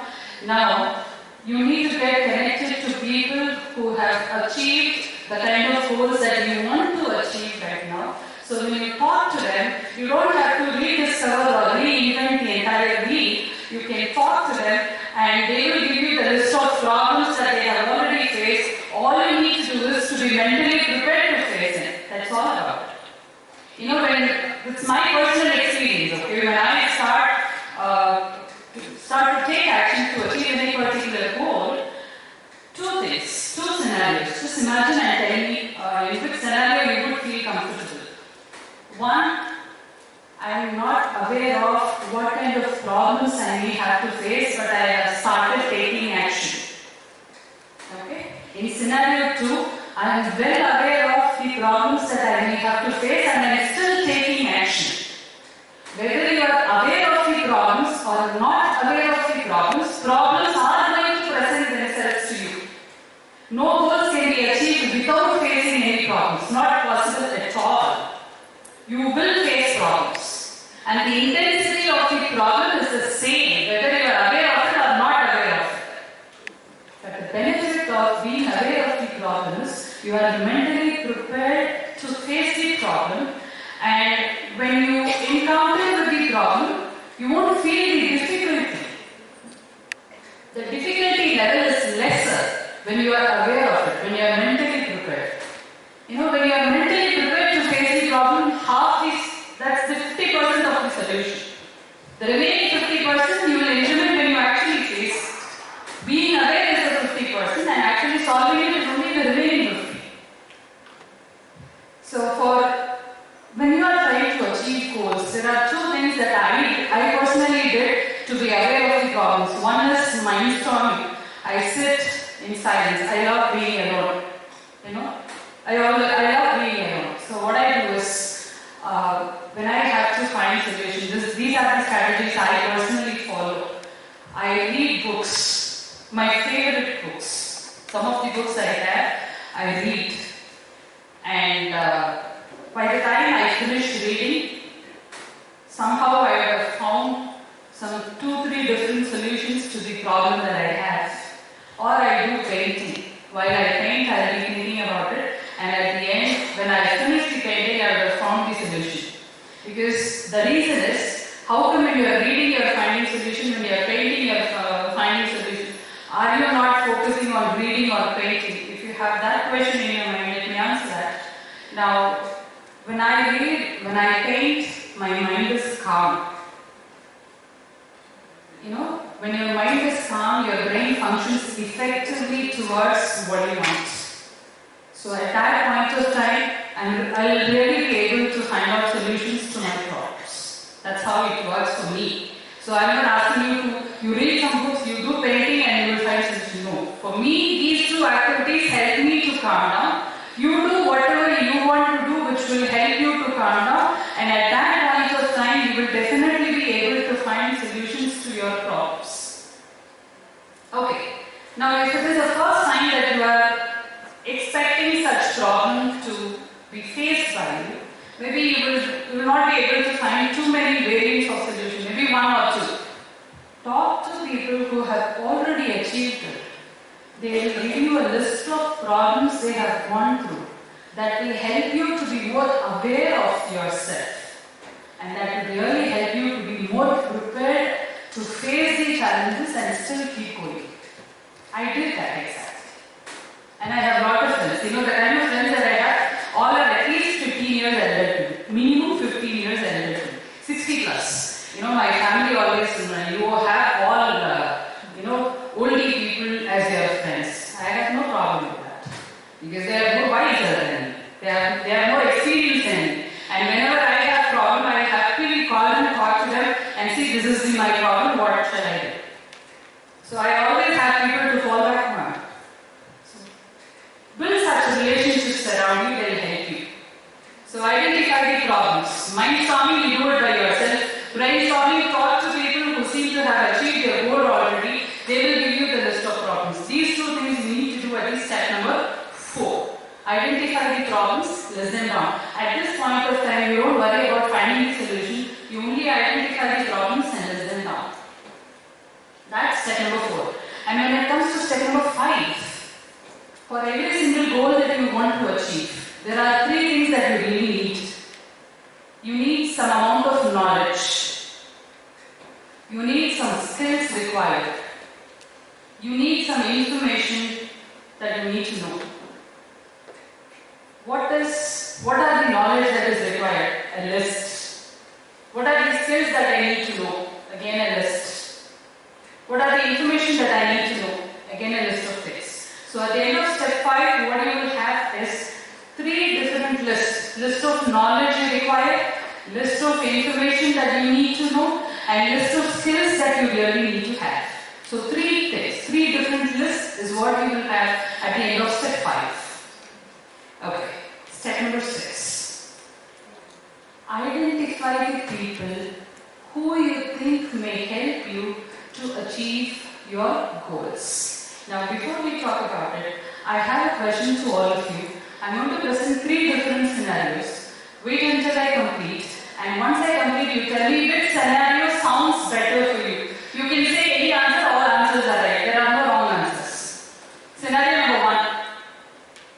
You think people will help you if you have helped them in the past.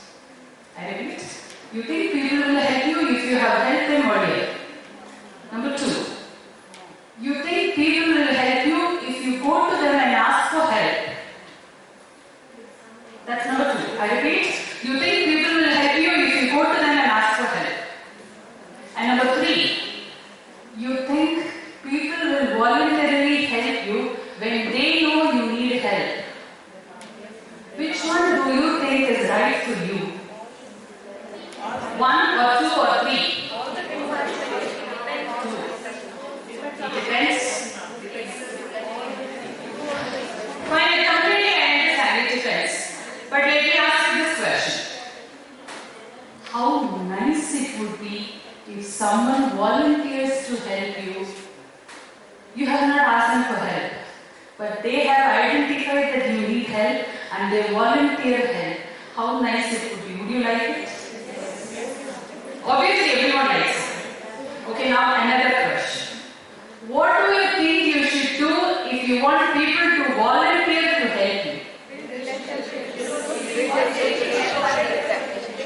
obviously a good relationship. Yes. Let me tell you an example. 2019 August. Okay. I had to go to Jorhat, that is Assam. It's in Assam. Okay. Assam Agricultural University is there. I was invited for a 1-week training program. That's from Monday to Saturday. 6 days training program.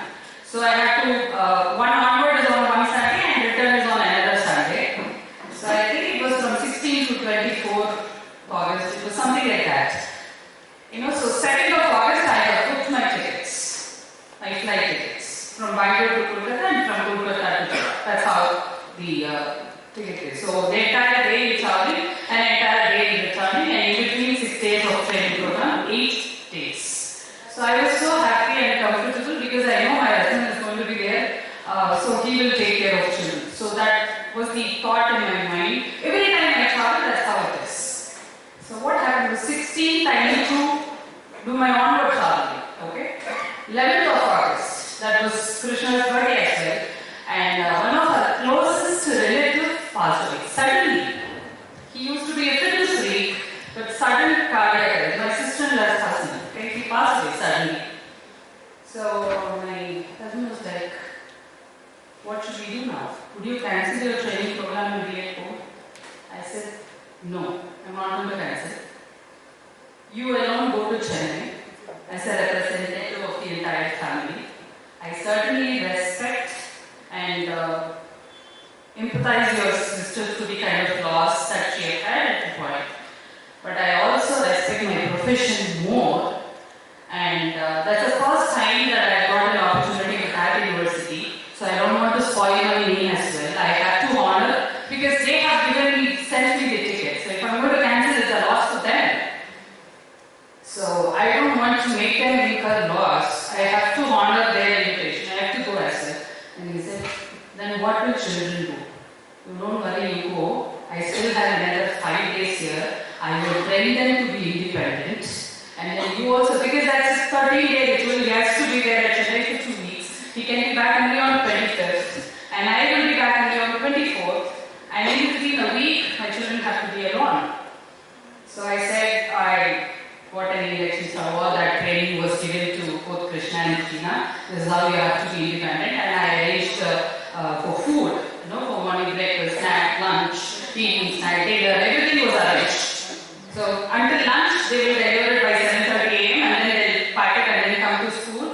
So, I was quite feeling worked up, because that was the very first time I had to leave my children alone at home and go. My parents were like, they stayed 2 kilometers away from home. My mom asked me, "What help do you want?" I said, "You don't visit home for a week. I want my children to understand what it is to survive alone. This is an opportunity for them to learn. So you don't ruin that opportunity. You don't come home. However, if you really need help, I have instructed them to call you. When they call you, you come. Otherwise, you don't come here." My mom said, "You are such a cruel mother." I said, "Okay, thank you so much. I will continue to be." I said, "Don't come." And then I thought my children would suffer, but looks like they had thoroughly enjoyed our absence in that week. No, they did thoroughly enjoy, because there was no problem. Food was available, everything was there. And basically what happened was, in those 5 days, from 11 to 15, I was extremely silent, because that was the very first time I'm leaving my children alone. So that's the kind of stress I had in my mind, so I was quite silent. So people around me couldn't tolerate my silence. Even my building security couldn't tolerate my silence. He was asking, "Madam, sir also is not there, and you are very silent. What happened?" No, I also have to travel, and my husband has already gone. He's going to be back only on 21st. In between, I have to leave children alone, so I don't know what to do. So don't worry. He generally doesn't use WhatsApp and all. He installed WhatsApp and then he said, "I will update you whenever your children move from one floor to another." Because there's CCTV cameras there, he monitors. And then he says, "No, madam, your children are playing, parking, your children have gone out to school,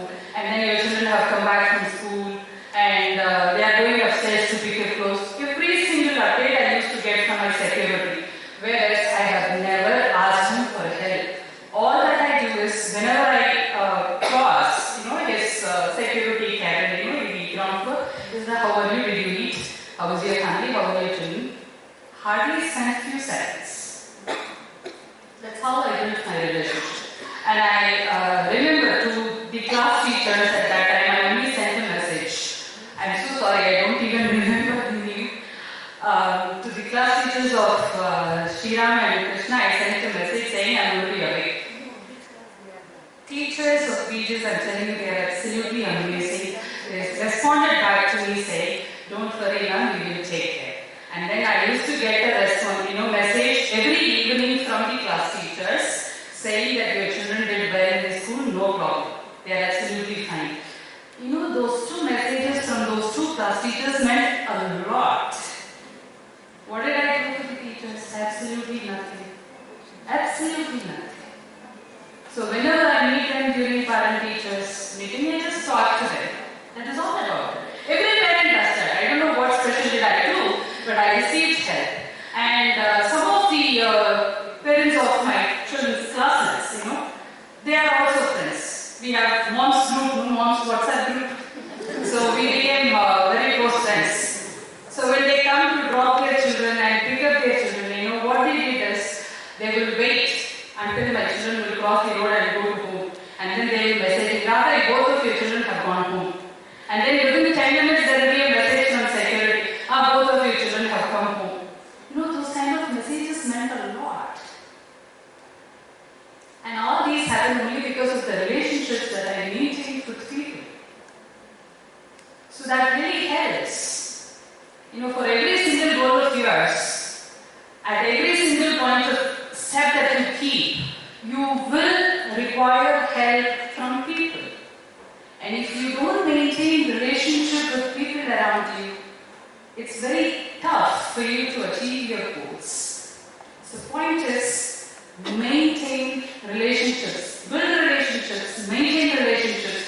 They will take you to the places where you can never even imagine. That's very, very important. So step number 6, please create a list of people who you think can help you. Start building a relationship with them. Now don't ask me, Radha, please tell me what should I do to build my relationship.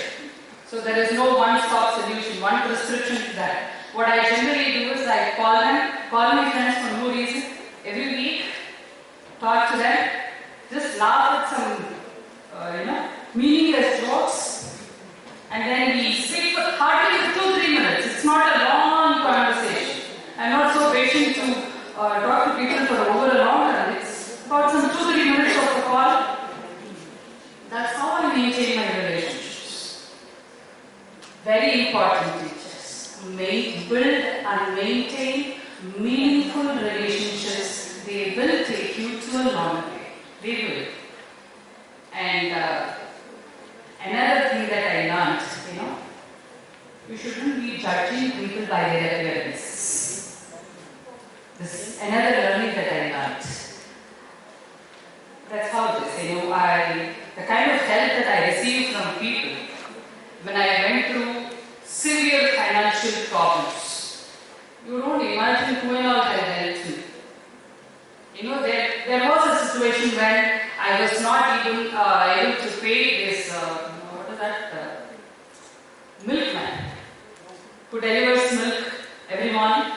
It's a matter of 1,500 rupees a month. I was unable to pay that. There was a time when I was going through such kind of problems. I was giving milk without taking any money for 6 months.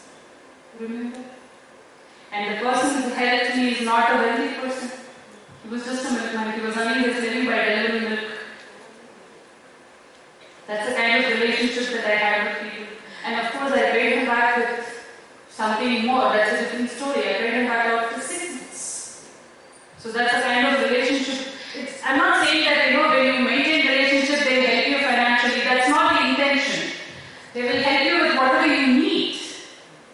That's the point that I'm trying to make here. Build and maintain relationships. Very important. So after you perform step 4, 5, 6, you will have list of problems that you may have to face, a list of knowledge, information and skills that you require, list of people with whom you have to build relationship with, 5 different lists. So all these are like foundational steps. Step 7, make a list of everything that you need to do. What do you mean by everything? You have 5 different list of problems. How do I solve problems? A list of steps. How do I gain this particular knowledge? A list of steps. How do I gain this particular skill? A list of steps. How do I get to know this information? Again, a list of steps. How do I build and maintain relationship with this set of people from whom I expect help? A list of steps. So basically, at the end of step 7, what you have is a huge list of steps or a huge amount of action that you need to take to progress towards your goal. Now, at the end of step 7, what I personally experienced when I had set my goal is, oh my God, there are too many things that I'm supposed to do. Which one should I do first? Which one should I do next? If you're not clear with the sequence, again it's going to affect you. So prioritizing. Let me tell you, prioritizing is one of the toughest tasks. According to me, I don't know about you. Prioritizing is one of the toughest tasks. Which one should I do first? Which one should I do next? So when you prioritize, obviously you get a sequence. And you know, even more tougher task, prioritizing sequence is ready. Sticking to the plan and executing it as it is. How many of you are excellent in planning here? All of you? How many of you are more excellent in sticking to the plan and executing it as exactly you planned? Then that's where 99% of us fail. All of us are good in planning. You know, people say that I'm not so disciplined like you are. No, it's not like that. You know, everybody are excellent in planning. I'm unable to plan like you. That's what people say. No, it's not about the ability to plan. Everybody are absolutely wonderful in planning. Where we generally lag behind is only in sticking to the plan and executing it. If at all we execute all the plans that we plan, you would have been in a different place altogether. Agree or agree?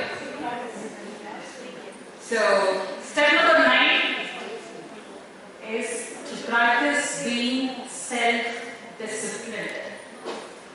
And according to me, practicing self-discipline is one of the real tough tasks. Fine. Some people have asked me, Radha, I'm not at all self-disciplined, what can I do? How do I improve? You don't expect you to be 100% self-disciplined from the moment you step out of the home. Improvement. And one more thing that I learned is this. Anything that is worth acquiring is never going to be easy. If self-discipline, if you think it is worth acquiring, it's not going to be easy, but it is possible. That is what I will tell you. It's all about my personal experience, you know. I was not so self-disciplined. Until date, I'm not extremely self-disciplined, but I certainly focus on the important task that needs to be done. I won't say I'm 100% self-disciplined, but I'm certainly at least somewhere between 30-40, so that itself helps me a lot. So practice being self-disciplined. Practice it. Step by step. Improvement will definitely happen over a period of time. And the last and final step. Practice creative visualizing. Practice positively visualizing your goals. I have one of my goals. You know, and I always positively visualize about it. As if I have already got it, as if people appreciate it, and all these subsequent actions that I would take when I have had it. That's what I used to always think about. Why should I do that? When I do that, I get a lot of energy within me. There are two things. Imagine about it. Let's say, for example, you want to do public speaking. And you positively visualize about it, negatively visualize about it. When do you think you will be more energized? Obviously, when you positively visualize about it. So, step number 10, positively visualize about it. So these are, some of the things that I personally followed to set my goals and to achieve. And when it comes to, I don't know, a lot of people say that you communicate really well. Communication, more than talking about the skill, it's about clarity of thoughts. If you're highly clear about the thoughts that you have in mind, communication will automatically happen. That's my personal point of view. I don't know if I'm right or not, If you have clarity in thoughts, communication automatically happens. So if I'm not clear about what to talk to you, obviously I'm going to stumble upon communicating to you. And if I'm clear about what to tell you, my communication is there. That is all about it. And few things, I personally would recommend to teachers is there is a concept of NLP. I don't know how many of you know about it. Neuro-linguistic programming. And neuro is all about brain activities. Linguistic is all about the words and language that you use. Programming is about changing the behavior of people. Changing the behavior of, brain activities, which will reflect in action of the people and subsequently the behavior of people. So basically NLP is a set of tools which will help you to communicate with an intention of changing the behavior of people for good. And I use NLP majorly for therapeutical purposes whenever I want to do therapies. And NLP by itself is a huge subject to talk about, but there are a lot of principles that you can start following it instantly, One is, it says, there is no failure but only feedback. There was one, I think it was my younger son, that's Sriram, he wanted to do something but he failed. He wanted to learn video editing, okay? And initially he started self-learning, doing some experiments with editing software, this, that, he failed, he said, okay, man, I'm going to give up. I said, this is too early for you to give up. So what did you actually do to try it out, and then why are you saying that you are going to give up? No, I tried this way, and then it didn't work, so I'm giving up. So if you have tried this way and you have not gotten the results what you really wanted, why don't you try differently? Why do you want to give up? Said, how do you think I can try differently? And then I sat with him, asked him what did he exactly do, and then he gave me, see, this is what I did, this is what I did, this is the result I wanted, and I didn't get the result, and that's why I wanted to quit. I said, why don't you change it? He changed, he started editing videos. Now I have 2 of my YouTube channels for which he is editing all the videos. So he and both my children are editing videos. I have no idea about video editing. I have absolutely no idea. All I do is record videos, give it to them. Every weekend they edit my videos, keep it ready, and I upload it in my channel. That's what I do. So now to the extent that my elder says I want to learn creative communication and I want to pursue visual communication, that's what he said. To that extent, they found themselves to gain some confidence in what they do. So there are a lot of challenges that I have gone through, which I kept on telling you, which made me a person what I am today. And some of the attitudes that I have gained in that is, I never give up. And I have always told my children also, please don't give up. It's too early for you to give up. So never give up. If you know that what you are doing is going to be useful for you and it is not going to affect anyone else around you, please pursue. You don't give up so easily. It's very easy to give up, but somehow I don't give up at all. And when you don't give up, you don't expect people around, oh, very good, you are not giving up at all, excellent, wonderful, you are an amazing human. You don't expect people to tell you all this. You know what I see? You are such a fool to keep trying it over and over again. When you know that it is not working, why don't you do it and do something else which is useful? That's what is the criticism that I receive. But it's not that I take it and then give it out. I don't even take it. I don't even take it in 1 or 2 years and then there is no point of giving it out. So I don't even take it.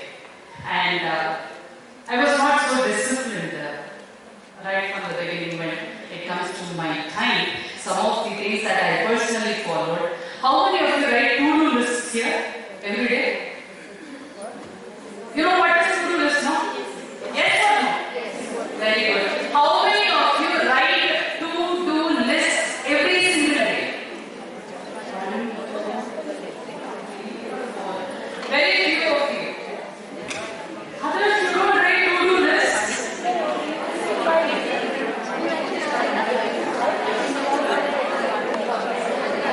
Okay. I'm getting more curious to ask you more questions. Let me ask you. Then how do you manage your tasks? Oh, mentally. Wow. Okay, now my another question. Fine, I'm not saying managing it mentally is wrong. Maybe you are an expert. I don't know. Let me ask you this question. At the end of the day, do you feel you have completed all the tasks that you planned for that particular day? Yes. There are some yes, there are some no as well. Yes? Okay. If it is yes, absolutely wonderful. If it is no, let me tell you some of the solutions that I personally followed, okay? I really wanted to write to-do lists every single day. And I didn't have writing to-do lists as one of my habits. You know what did I do? To make writing to-do lists as my habit, there are 5 things which everyone of us do every single day. Brushing your teeth, taking bath, I'm sure we all do these too. Having breakfast, having lunch, having dinner. So brush, bath, breakfast, lunch, dinner. I'm sure these 5 tasks all of us do every single day, whether it is raining or sunny or whatever it is. We all do these 5. I did this. Task number 1, brush my teeth. Task number 2, take bath. Number 3, have breakfast, have lunch, have dinner. And then as and when I did put a tick mark. I really did this. You know what happened was, I had a smile on my face. As I kept putting tick mark against the things that I have written in my to-do list, I really felt good about it. So over a period of time, writing to-do lists became my habit. And then I started writing some realistic tasks that I really wanted to accomplish that particular day. Again, I did some mistakes. I became over enthusiastic and dumped my to-do list with too many tasks without understanding whether I can really complete it that particular day. So even after writing to-do list, I was not so happy about myself. I was still feeling frustrated about myself. And then when I looked at, the mistake that I did was, I used to write my to-do list just to feel the pride of writing it. Okay? And then I close. I won't even refer to my to-do list. I go through my day as it comes. And then at the end of the day, before going to sleep, I will open my to-do list and only to realize I have done nothing from the list. So obviously, it was so obvious that I felt so irritated about myself. And then I was, Google is my guru, YouTube is my guru. So I always fall back on Google, how to overcome the problem of unexecuted to-do list. There was one solution that I really found. There is a rule called 135. A to-do list can have maximum of 9 tasks in it. 1 big task, 3 medium tasks, and 5 smaller tasks. What is this big, medium and small? Any task which is below 5 minutes will come in smaller tasks. And anything between 5 to 30 minutes, medium. Anything that takes about 30 minutes, bigger tasks. Okay? Again, I'll tell you, I made some more mistakes with this also. I had this, okay fine, very good rule, 135 is a good rule. Let me rewrite my to-do list. For a couple of days I did. And 5 smaller tasks. Okay, let me calculate the time taken for the 5 smaller tasks together. And trust me, one of the tasks was looking at the notifications in my mobile phone, which will not even take 5 minutes, 1 minute only. And then notification. One notification took me to Facebook. So I went there. And when you scroll through Facebook, you know what happens. It is endless. So I scroll through. And there comes a time when I realized I'm doing something which is not at all useful for myself. And when I realized I have already spent a couple of hours, no, I have literally done all that. And then I wouldn't be able to progress in my goal. I feel irritated about it. There is no point in knowing what to do and not doing it. So there is a lot of self-discipline that I have to build in. So the next solution, what I implemented myself is, I focused on the bigger tasks first. And then I asked myself, what if this bigger task will grow in the amount of time that it takes to complete? What if I am unable to even touch upon those medium tasks and the small tasks? It is absolutely okay. Even if you cannot complete the medium task and the smaller tasks, I'm telling you based on my personal experience. The task which I estimated to take about 45 minutes, it grows up to 2.5 hours, 3 hours to complete. You take 3 hours to complete it, finish it, but you have a great sense of accomplishment at the end of it, even if you have not completed the other tasks in your to-do list. So what I would personally suggest is focus on the bigger tasks first. Finish it. Until you finish it, if there is a break, you don't move on to the other task. Let me tell you one small example is, when I cook, for cooking a particular dish, it takes about an hour. And during the time of cooking, there is a break of 5 minutes, 10 minutes. And then if I go and open my mobile phone, that's a time stealer. I wouldn't know the amount of time I was spending over the phone, and then I leave it there. So that becomes completely spoiled. That's one simple example which I encounter on an everyday basis. So then I decided, okay, while cooking, I'm not going to touch my phone. So this happens on a daily basis for everyone of us. So if at all you really want to practice self-discipline, according to me, one of the most time stealer is the mobile phone. You don't touch the phone when you are attempting any particular important tasks. That's how we all manage our time. And when it comes to, I know what your smile indicates. I don't want to tell you now. I don't know if you can relate to what I'm telling you.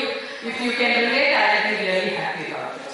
So these are some of the things I really wanted to talk. And about when it comes to how I improved my presentation skills.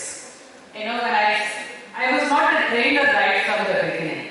Okay, I was a programmer basically. After being postgraduated in computer science, I was working as a PeopleSoft programmer at Excellent Technologies, Chennai. I actually liked the job of staring at computers from morning to evening. I spoke to my manager and said, why don't you move me to training? Because I love interacting with human beings than always constantly looking at a computer with which I cannot talk. So he said, okay, fine, go ahead and do. Because anyway, PeopleSoft, why don't you train the people in PeopleSoft? He said, okay, fine, done. I'm okay with it. And then I did a couple of training programs for freshly hired people into corporates.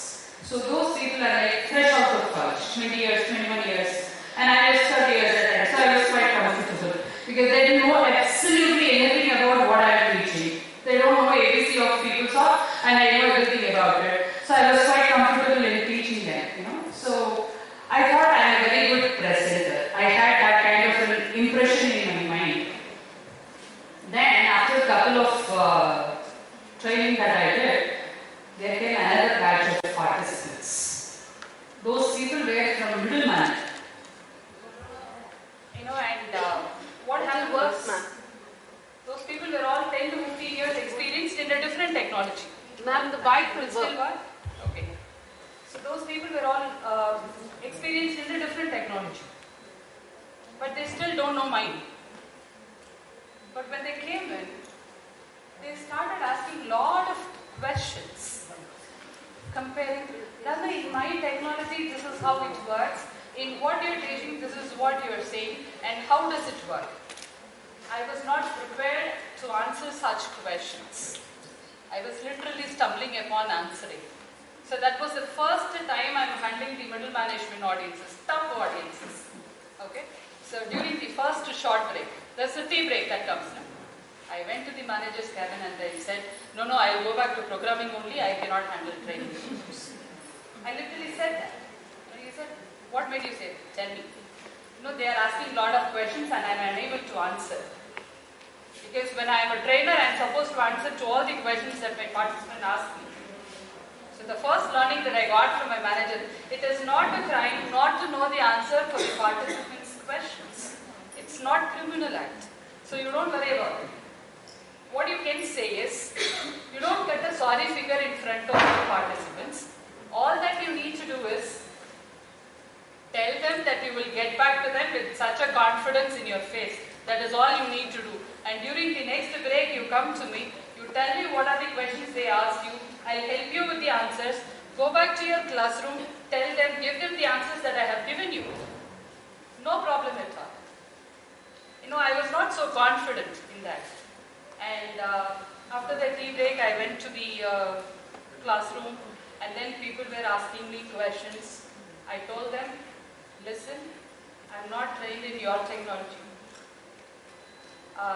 It was an acquired confidence at that point of time because I cannot look nervous in front of them. That's a shame on myself. So I said, I'm not trained in your technology. I wouldn't be able to answer your question at this point of time. However, if you give me time after the break, I will definitely come back to you. So what I did, again during the lunch break, I went to my manager's cabin, took the answers from him, and after the lunch break, when the training program started, I gave them the answers. And the benefit that I got was from the next time onwards, when they had questions, they didn't ask me during the class time. They started asking me the questions during the break time. Or they asked me only at the end of it. They gave me enough amount of time, so I prepared myself. I went and I gave them the answers. So when they knew that I'm genuinely attempting to help them with answers, proper answers, the kind of cooperation that I started getting from the participants completely changed. So there were a lot of things that I learned. There are 4 phases to any effective presentations. Whether it is for the corporate people or for the teachers like you or for the students that you handle, there are always 4 stages. 1, planning. 2nd, preparation. 3rd one is you practice. And the 4th one is the actual presentation that you make. So, okay.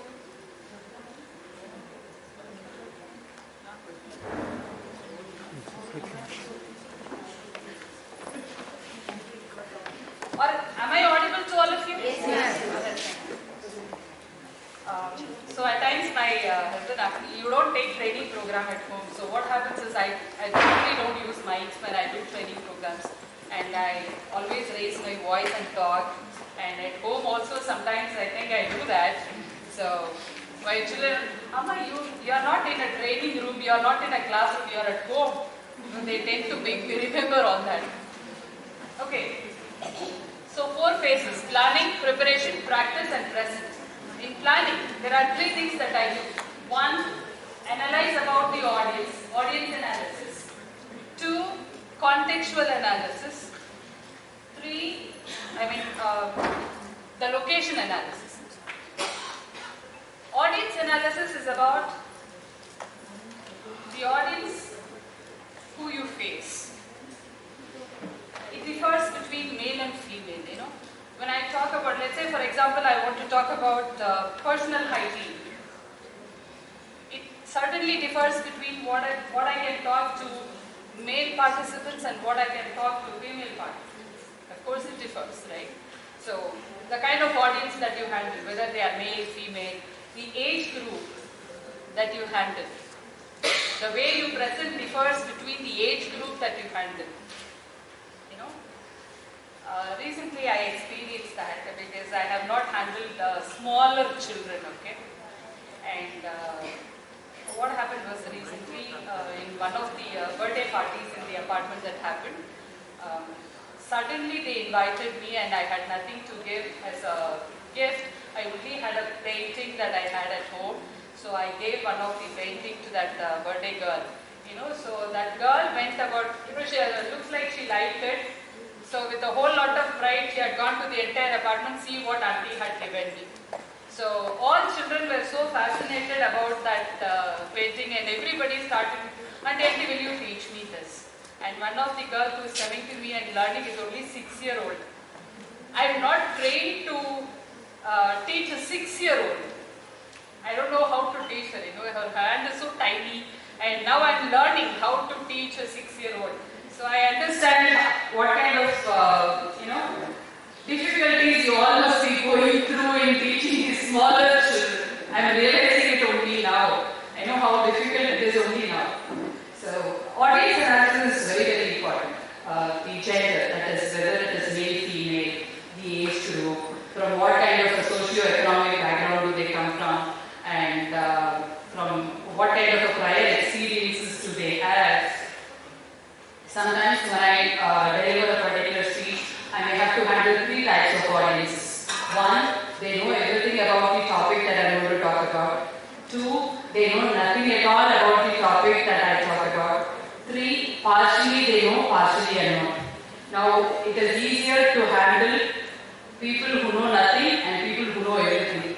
There is this group, this in-between, that's very tough to handle. Who know partially and who know partially. So that's very tough. And when you handle, when you do a presentation, you may have to handle all the 3 crowd at the same point of time. How do you handle them? If you start right from the basics, people who know everything is going to feel bored. You are going to lose their attention. And if you start from the intermediate level, people who know nothing about will feel completely blank about what you are going to talk. So how will you manage? So there is a lot of things that I personally learned how to strike a balance between these crowd. And I also learned this. There is something called adult learning styles. Learning styles, not adult learning style, learning styles. There are different learning styles. 1, some people learn visually. You say anything that will not enter their brain, but you show something visually, either as a picture or as a video, something. They will learn quickly. So they are visual learners. And there are a group who are auditory learners. They don't have to be shown anything visually. If you just talk to them, the sound is enough for them. They would love to hear you and learn. And there are the synesthetic learners. Whether you show, whether you talk, they wouldn't be able to make sense out of it. But what they want to do is, they want to sit alone. After you have shown them something, after you have spoken to them with something, they want to sit alone, read, make sense, feel about the learning and then make sense out of it. So they want to feel and learn. They are kinesthetic learners. And there are some doers, how much ever they see, they hear, they feel, they wouldn't be able to make sense out of it unless and until they do it practically. So there are different types of learners. So I learned all this when I personally did my presentations and my training programs. There were different types of learners. Because whenever I did training program, few students were able to pick up things that I say very quickly. Few doesn't seem to be picking it up at all. The mistake that I personally did was, there are some bright students, there are some dumb students in my class. But that's not the story. They just learn differently. They don't learn the way you are teaching, they are learning differently. Maybe instead of labeling them that they are little dumb students, maybe I have to teach the way they learn. Maybe I have to teach, maybe I have to present the way people understand. So these are some of the things which I personally understood, learned when I started doing training programs. Because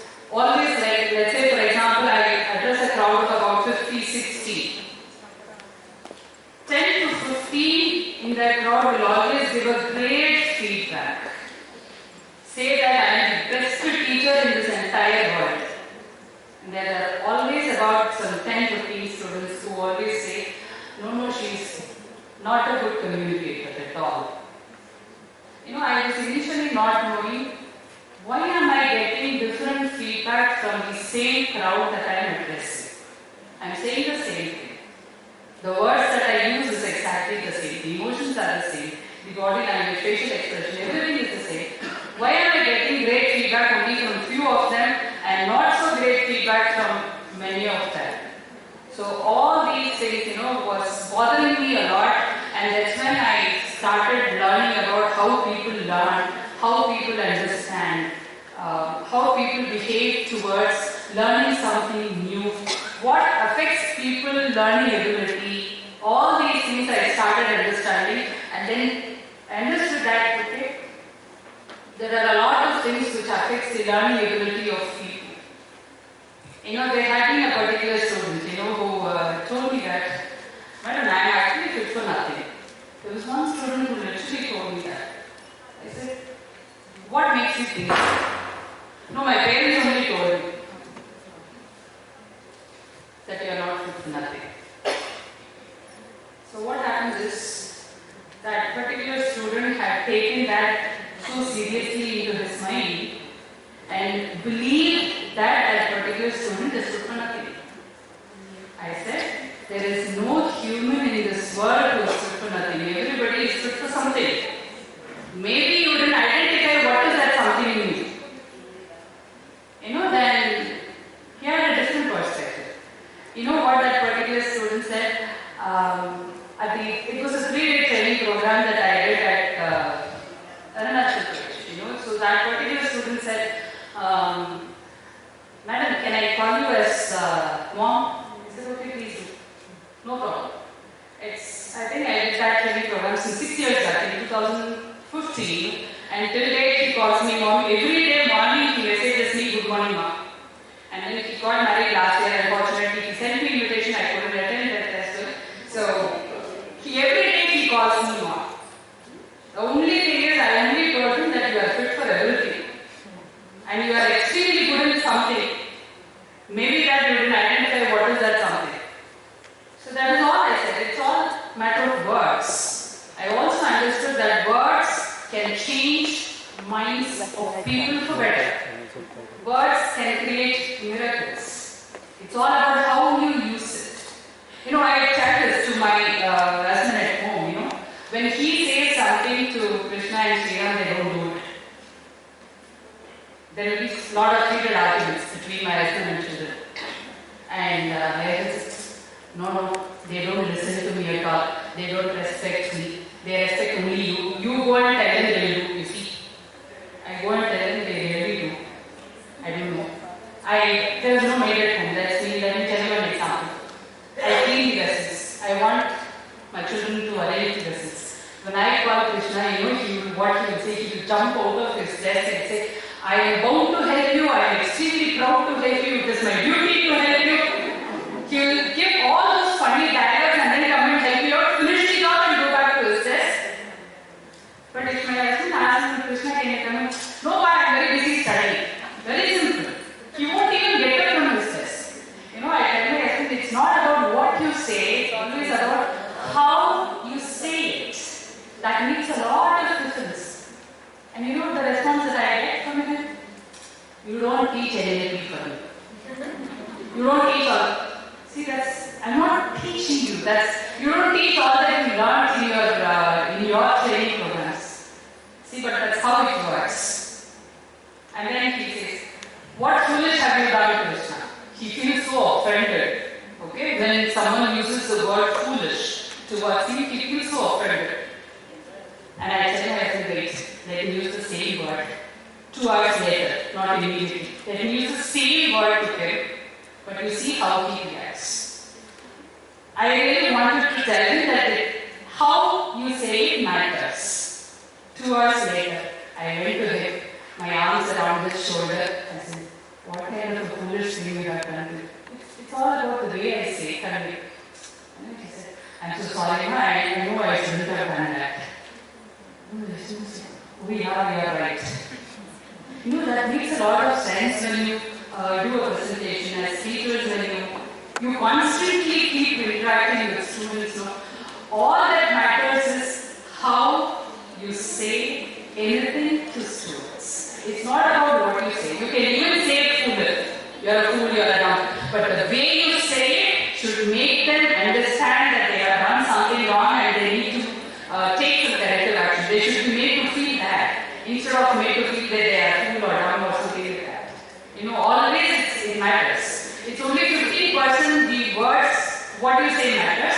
The remaining 85% is all about how you say it. The tonality of your voice and the body language, your facial expression, your posture, your gesture, all that matters. So when you do audience analysis, you analyze about what kind of background do they have, and when you analyze about the audience, it helps you a lot in communicating to them. And also about the location. What happens is some of the mistakes that I have personally done, let me tell you. I was invited for a VC, Vice Chancellor Conference. It was such a big auditorium, something like this. You know, and the podium was exactly here. And the screen was at the back, like exactly what it is here. And I was expecting that I will have the computer or a laptop next to me and I will have control over changing the slides of the PowerPoint, and I happily went into the auditorium.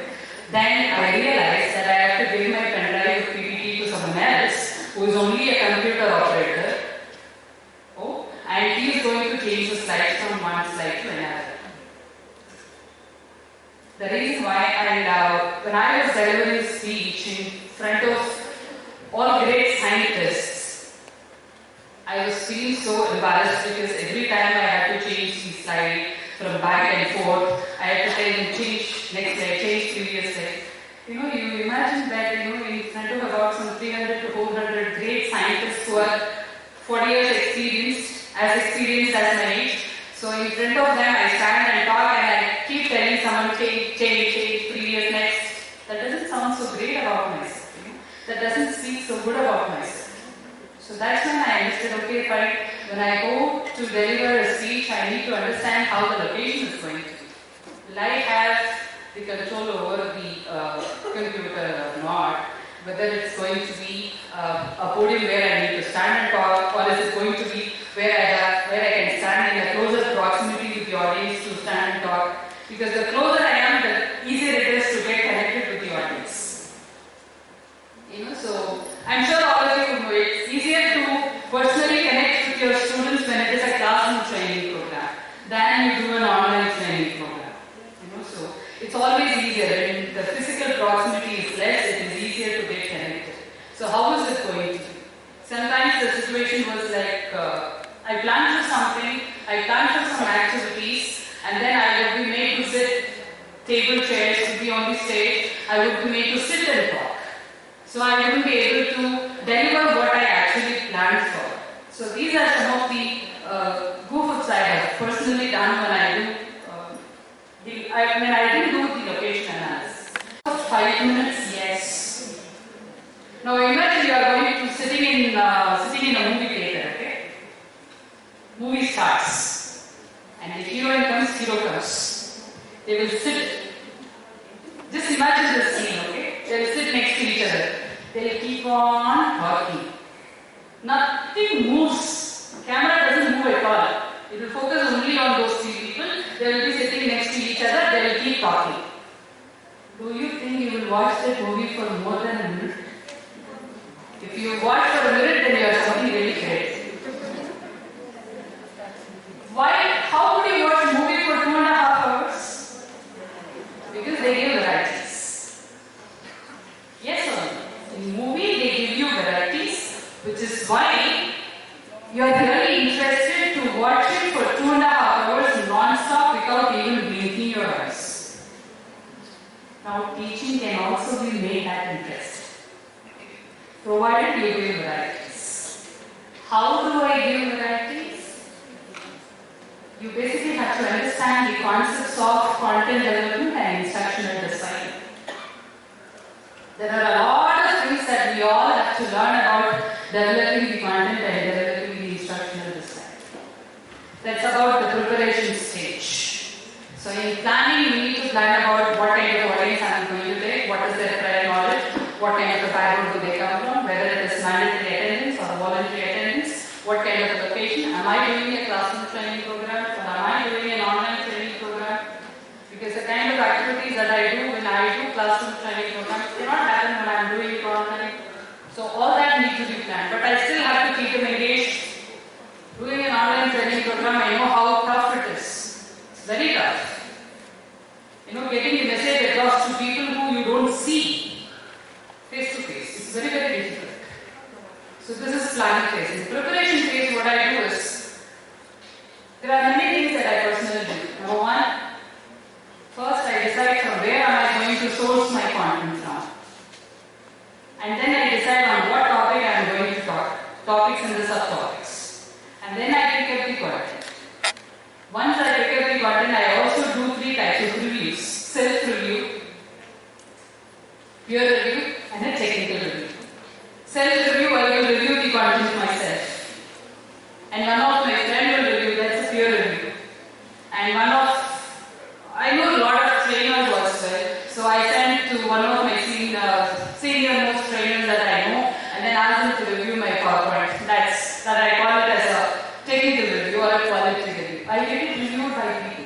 The reason is when you present something as a teacher to your students, you have whole lot of responsibility to present the right things to your students. And next is when your students look at what you are presenting, they look at your presentation with a whole lot of trust that you are going to tell them what is right, whatever is right to them. So it means you have a whole lot of responsibility to give the right information, to give the error-free information. And to ensure that you give error-free, these kind of reviews would be definitely required. I do these reviews for every single PowerPoint that I create. And right at the beginning, I don't create a PowerPoint, I only create a document. I don't create my PowerPoint right at the beginning. I create my document, create it to you. And then I do something called designing, which means every single concept. How am I going to present to my students? Am I going to present it? Now, since it is more of online, now this is what I do. Am I going to present it in it's of course a PowerPoint. There is no other option now. Is it only the text in this slide? Or is it a combination of text and a picture? Or is it only picture? Or am I going to show some video? Or am I going to place some audio clip? I basically decide about all these. So designing the content at the end of it, I have something called design document where I decide how exactly I am going to present each concept to my students. When I always tell people that for practicing you can audio record yourself and listen to your own voice, people generally tell me, listening to my own voice, that's nothing can be more horrible than that. So that's what generally people say. But when you record your voice and listen to it, there are a lot of things that you can understand. Because let's say, for example, your presentation, you are given a certain amount of time, 5 minutes, 10 minutes, 15 minutes. At the time of presentation, you cannot always be looking at your watch, whether I'm done or not. You have to trust it. In this kind of a situation, I cannot be looking at my watch, but I still have to maintain my time. So how do I maintain it at the time of presentation? This is how I do. I do audio recording, listen to my voice. The length of the audio is the length of the speech as well. So based on that, I understand a lot of things. 1, the length of my speech. 2, the tonality of my voice. Am I modulating my voice or am I sounding monotonous? Is the speed of my speech okay? Am I talking too fast, too slow, or just right? Is my pronunciation right? Am I talking clearly? Or am I making any mistakes? Do I have to change anything? So all these things I analyze when I listen to my own voice. Whenever I do training programs and any new topics, I always do this. I still do that. And then I video record myself. I have looked. When I do presentation skills as a workshop, this is what I usually do. I ask participants to do a 30-second speech. I video record. And I play it back to them. We didn't have that kind of an amount of time today. otherwise I would have done it. What happens is that becomes a wonderful learning for people. When I video record this 30-second presentation and play it back to them, I don't have to really tell them anything about do's and don'ts of presentation. They will know it themselves. So when I play back those videos, it becomes a complete fun-filled session and also a learning session as well. So I do that. So probably you can also try it out. So that comes to practice. And when it comes to the actual presentation, the fourth stage, there are two things. You create an impression about yourself in the first 30 seconds of your presentation. And that impression lasts until you finish it. So how do you create a great impression as a presenter in the first 30 seconds? So instead of saying, this is my name and I am going to talk about this topic, probably you need to do something new. Maybe have a joke which is related to the topic, or a quotation which is related to the topic, or probably a story that is related to the topic, or it could be a case study that is related to the topic. Something which will help you to introduce yourself and the topic differently from a normal routine. That will help your participants to have an impression that you are a great presenter. Okay, now if you create an impression in the first 30 seconds, would that be okay? Now, can you take the audience attention for granted throughout the time of the presentation? You will have to keep giving varieties, lot of questions, engage them, make them answer. So these are some of the things I personally do in the presentation stage. Okay, I have started well, I have continued well. How do I end my presentation? With a conclusion. I don't summarize generally. I only conclude, saying that these are some of the things that you can do more about, you can do to learn more about the topic, and these are the references, so that it's not enough if you just powerfully start the presentation, you should be able to powerfully end it too. So, some of the things which I personally do, these are some of the things that I really wanted to share with you, and I think that's all about it. Okay, so I personally suggest if you can spare some time on a daily basis to understand what NLP is all about, that will really help you both personally and professionally. Whether it is helping you professionally or not personally, it will certainly help you. So please go through, and I would suggest two books to that. There is a book called Get the Life You Want by Richard Bandler. And there is another book called NLP for Dummies. So I am not considering you as dummies, please don't mistake that the title of the book. It only means it's very, very basic. NLP for Dummies means for beginners. NLP for Dummies. I don't remember the author, but that's the title of the book. And there is one more, Get the Life You Want. There are a lot of books on NLP, NLP at work, NLP for trainers, NLP for managers, NLP for leaders. If you want to read all those books, please come home. I have all of them. Thank you so much. Thank you, sir, for giving me the opportunity.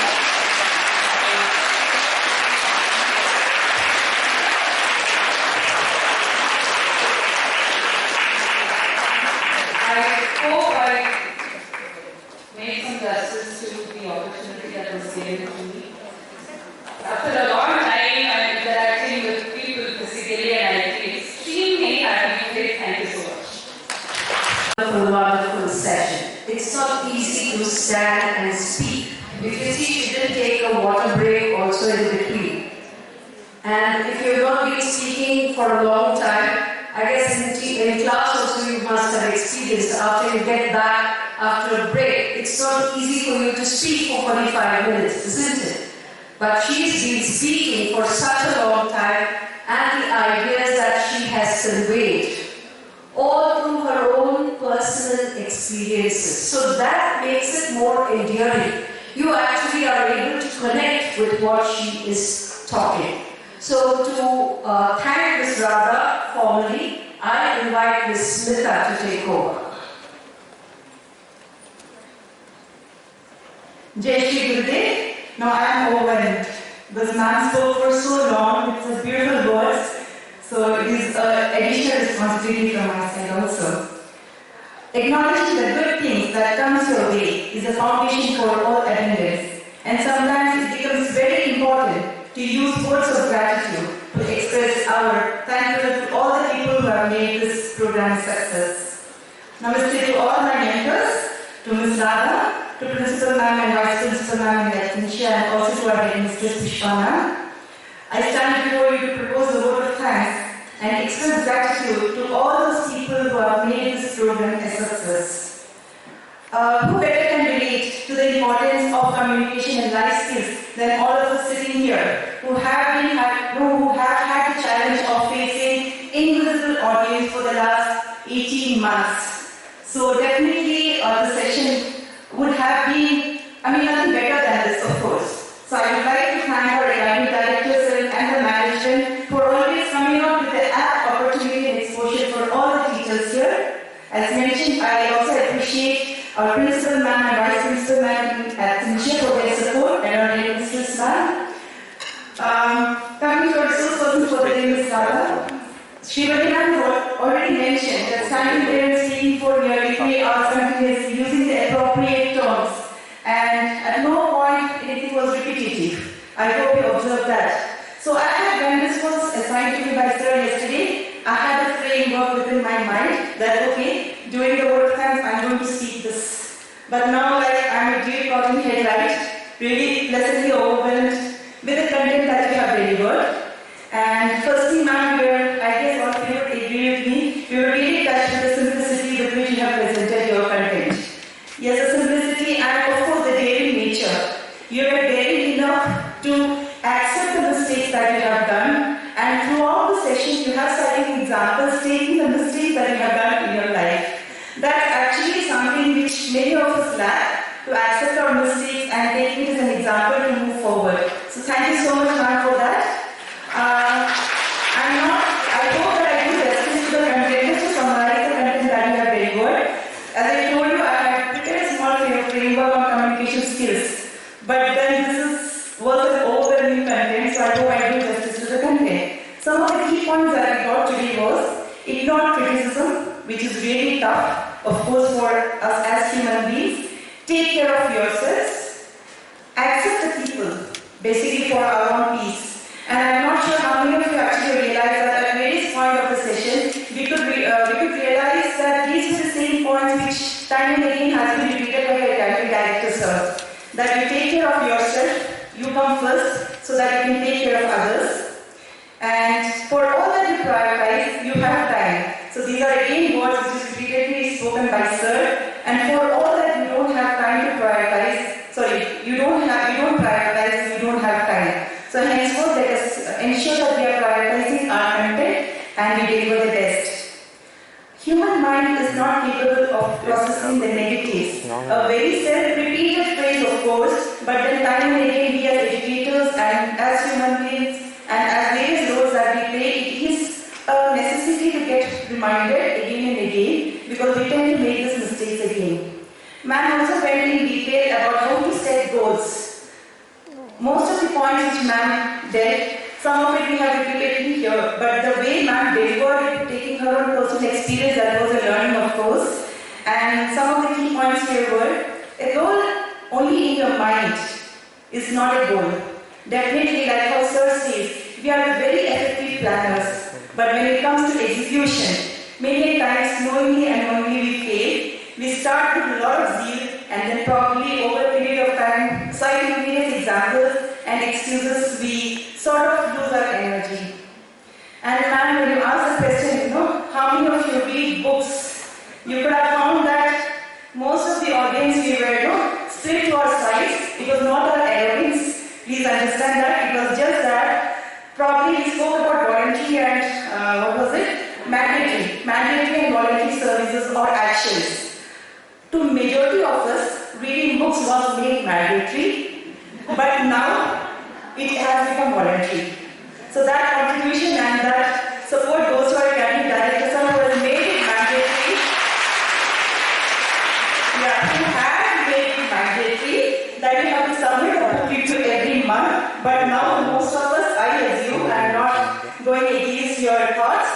has become voluntary process in our institution. So that was not an arrogance, I repeat. Of course, taking self-help. This is what we always say, children. You should learn the art of seeking help. And you should also learn the art of giving feedback. So ma'am also touched upon that. And she also, there's a Hindi phrase that, no dukti naste haaradya. She also touched upon the usage of mobiles, which is definitely, I think all of you will agree that earlier when we were not supposed to use mobile in schools, we all were mentally we were against it. Why not mobile in school? Now the situation has come that we don't want mobile in school. We are fed up with the WhatsApp messages that comes to us, but ma'am, every morning that when we wake up, definitely many of us might not be seeing in the first half an hour, but after that we do have to look into it, we check for our substitution, we check for the teachers who are in need. Yes. So sometimes it does become mandatory, as I said, though it is not voluntarily done again. Yeah, we also discussed about the 10 steps that we basically follow to ensure that we succeed and overcome the mistakes. I regret that I couldn't take down all the 10 steps as concrete concepts, but I just jotted down a few. I decide what I want, very necessary. In the morning, we should, or as you told us, we should know what we want. Be very clear about it. I identify the problems and list it, not just to overwhelm ourselves, but to ensure that we will encounter that. List of the knowledge and information of things that I need. Identify the people whom you can approach or who will voluntarily help you. Very important factor in our life, more so for all the people sitting here who have got various responsibilities back home. We should know from where to seek help, and also we should have a sort of kitty where we can approach people and they are voluntarily helping us. Make a list of everything you need. Practice creativity and positive visualization. So ensure that we all are visualizing things positively. And to set the to-do list. Ma'am spoke about 1-3-5 rule. The first have 1 big task, 3 medium tasks, and 5 big tasks. Sorry, small tasks. Ma'am spoke about 4 steps of planning, the presentation which all of us, we are doing in our day-to-day teaching learning process. Planning, presentation, practice and actual presentation. And many times our students are tutors, the teachers how to go about some of the technological advances that has happened. Yes. Very rightly said, and ma'am concluded with a very apt statement that give variety to your students. Need of the hour, we have been experiencing it. When we started online, we had our own set of challenges. And we were sort of monotonous, and later on we adapted ourselves to the technological advances, and now all of us are confident enough to deliver the best to our students with a lot of variety. So thank you, ma'am. I don't know whether I've covered all the points, but as an expression of gratitude from all of us, it has been a wonderful session, and I repeat, your simplicity and the experiences that you have shared in your personal life will take us a long way. Thank you, ma'am. I also would like to thank the ladies with a little smile, a very pleasant presence near the podium always whenever there is a program. Sri ma'am, thank you for stringing the program together.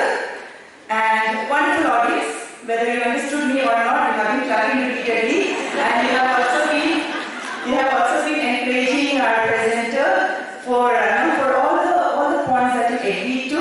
Thank you for encouraging. And definitely no program is complete without the technical support. I thank Mr. Anil and Mr. Manju for all the technical support that has been given, and also all the other people, visible, invisible people behind the stage, on the stage, who have helped for this session to be a success. And I hope all of you enjoyed the live workshop. We have been attending a lot of online workshops, so probably this was a breather. Thank you once again.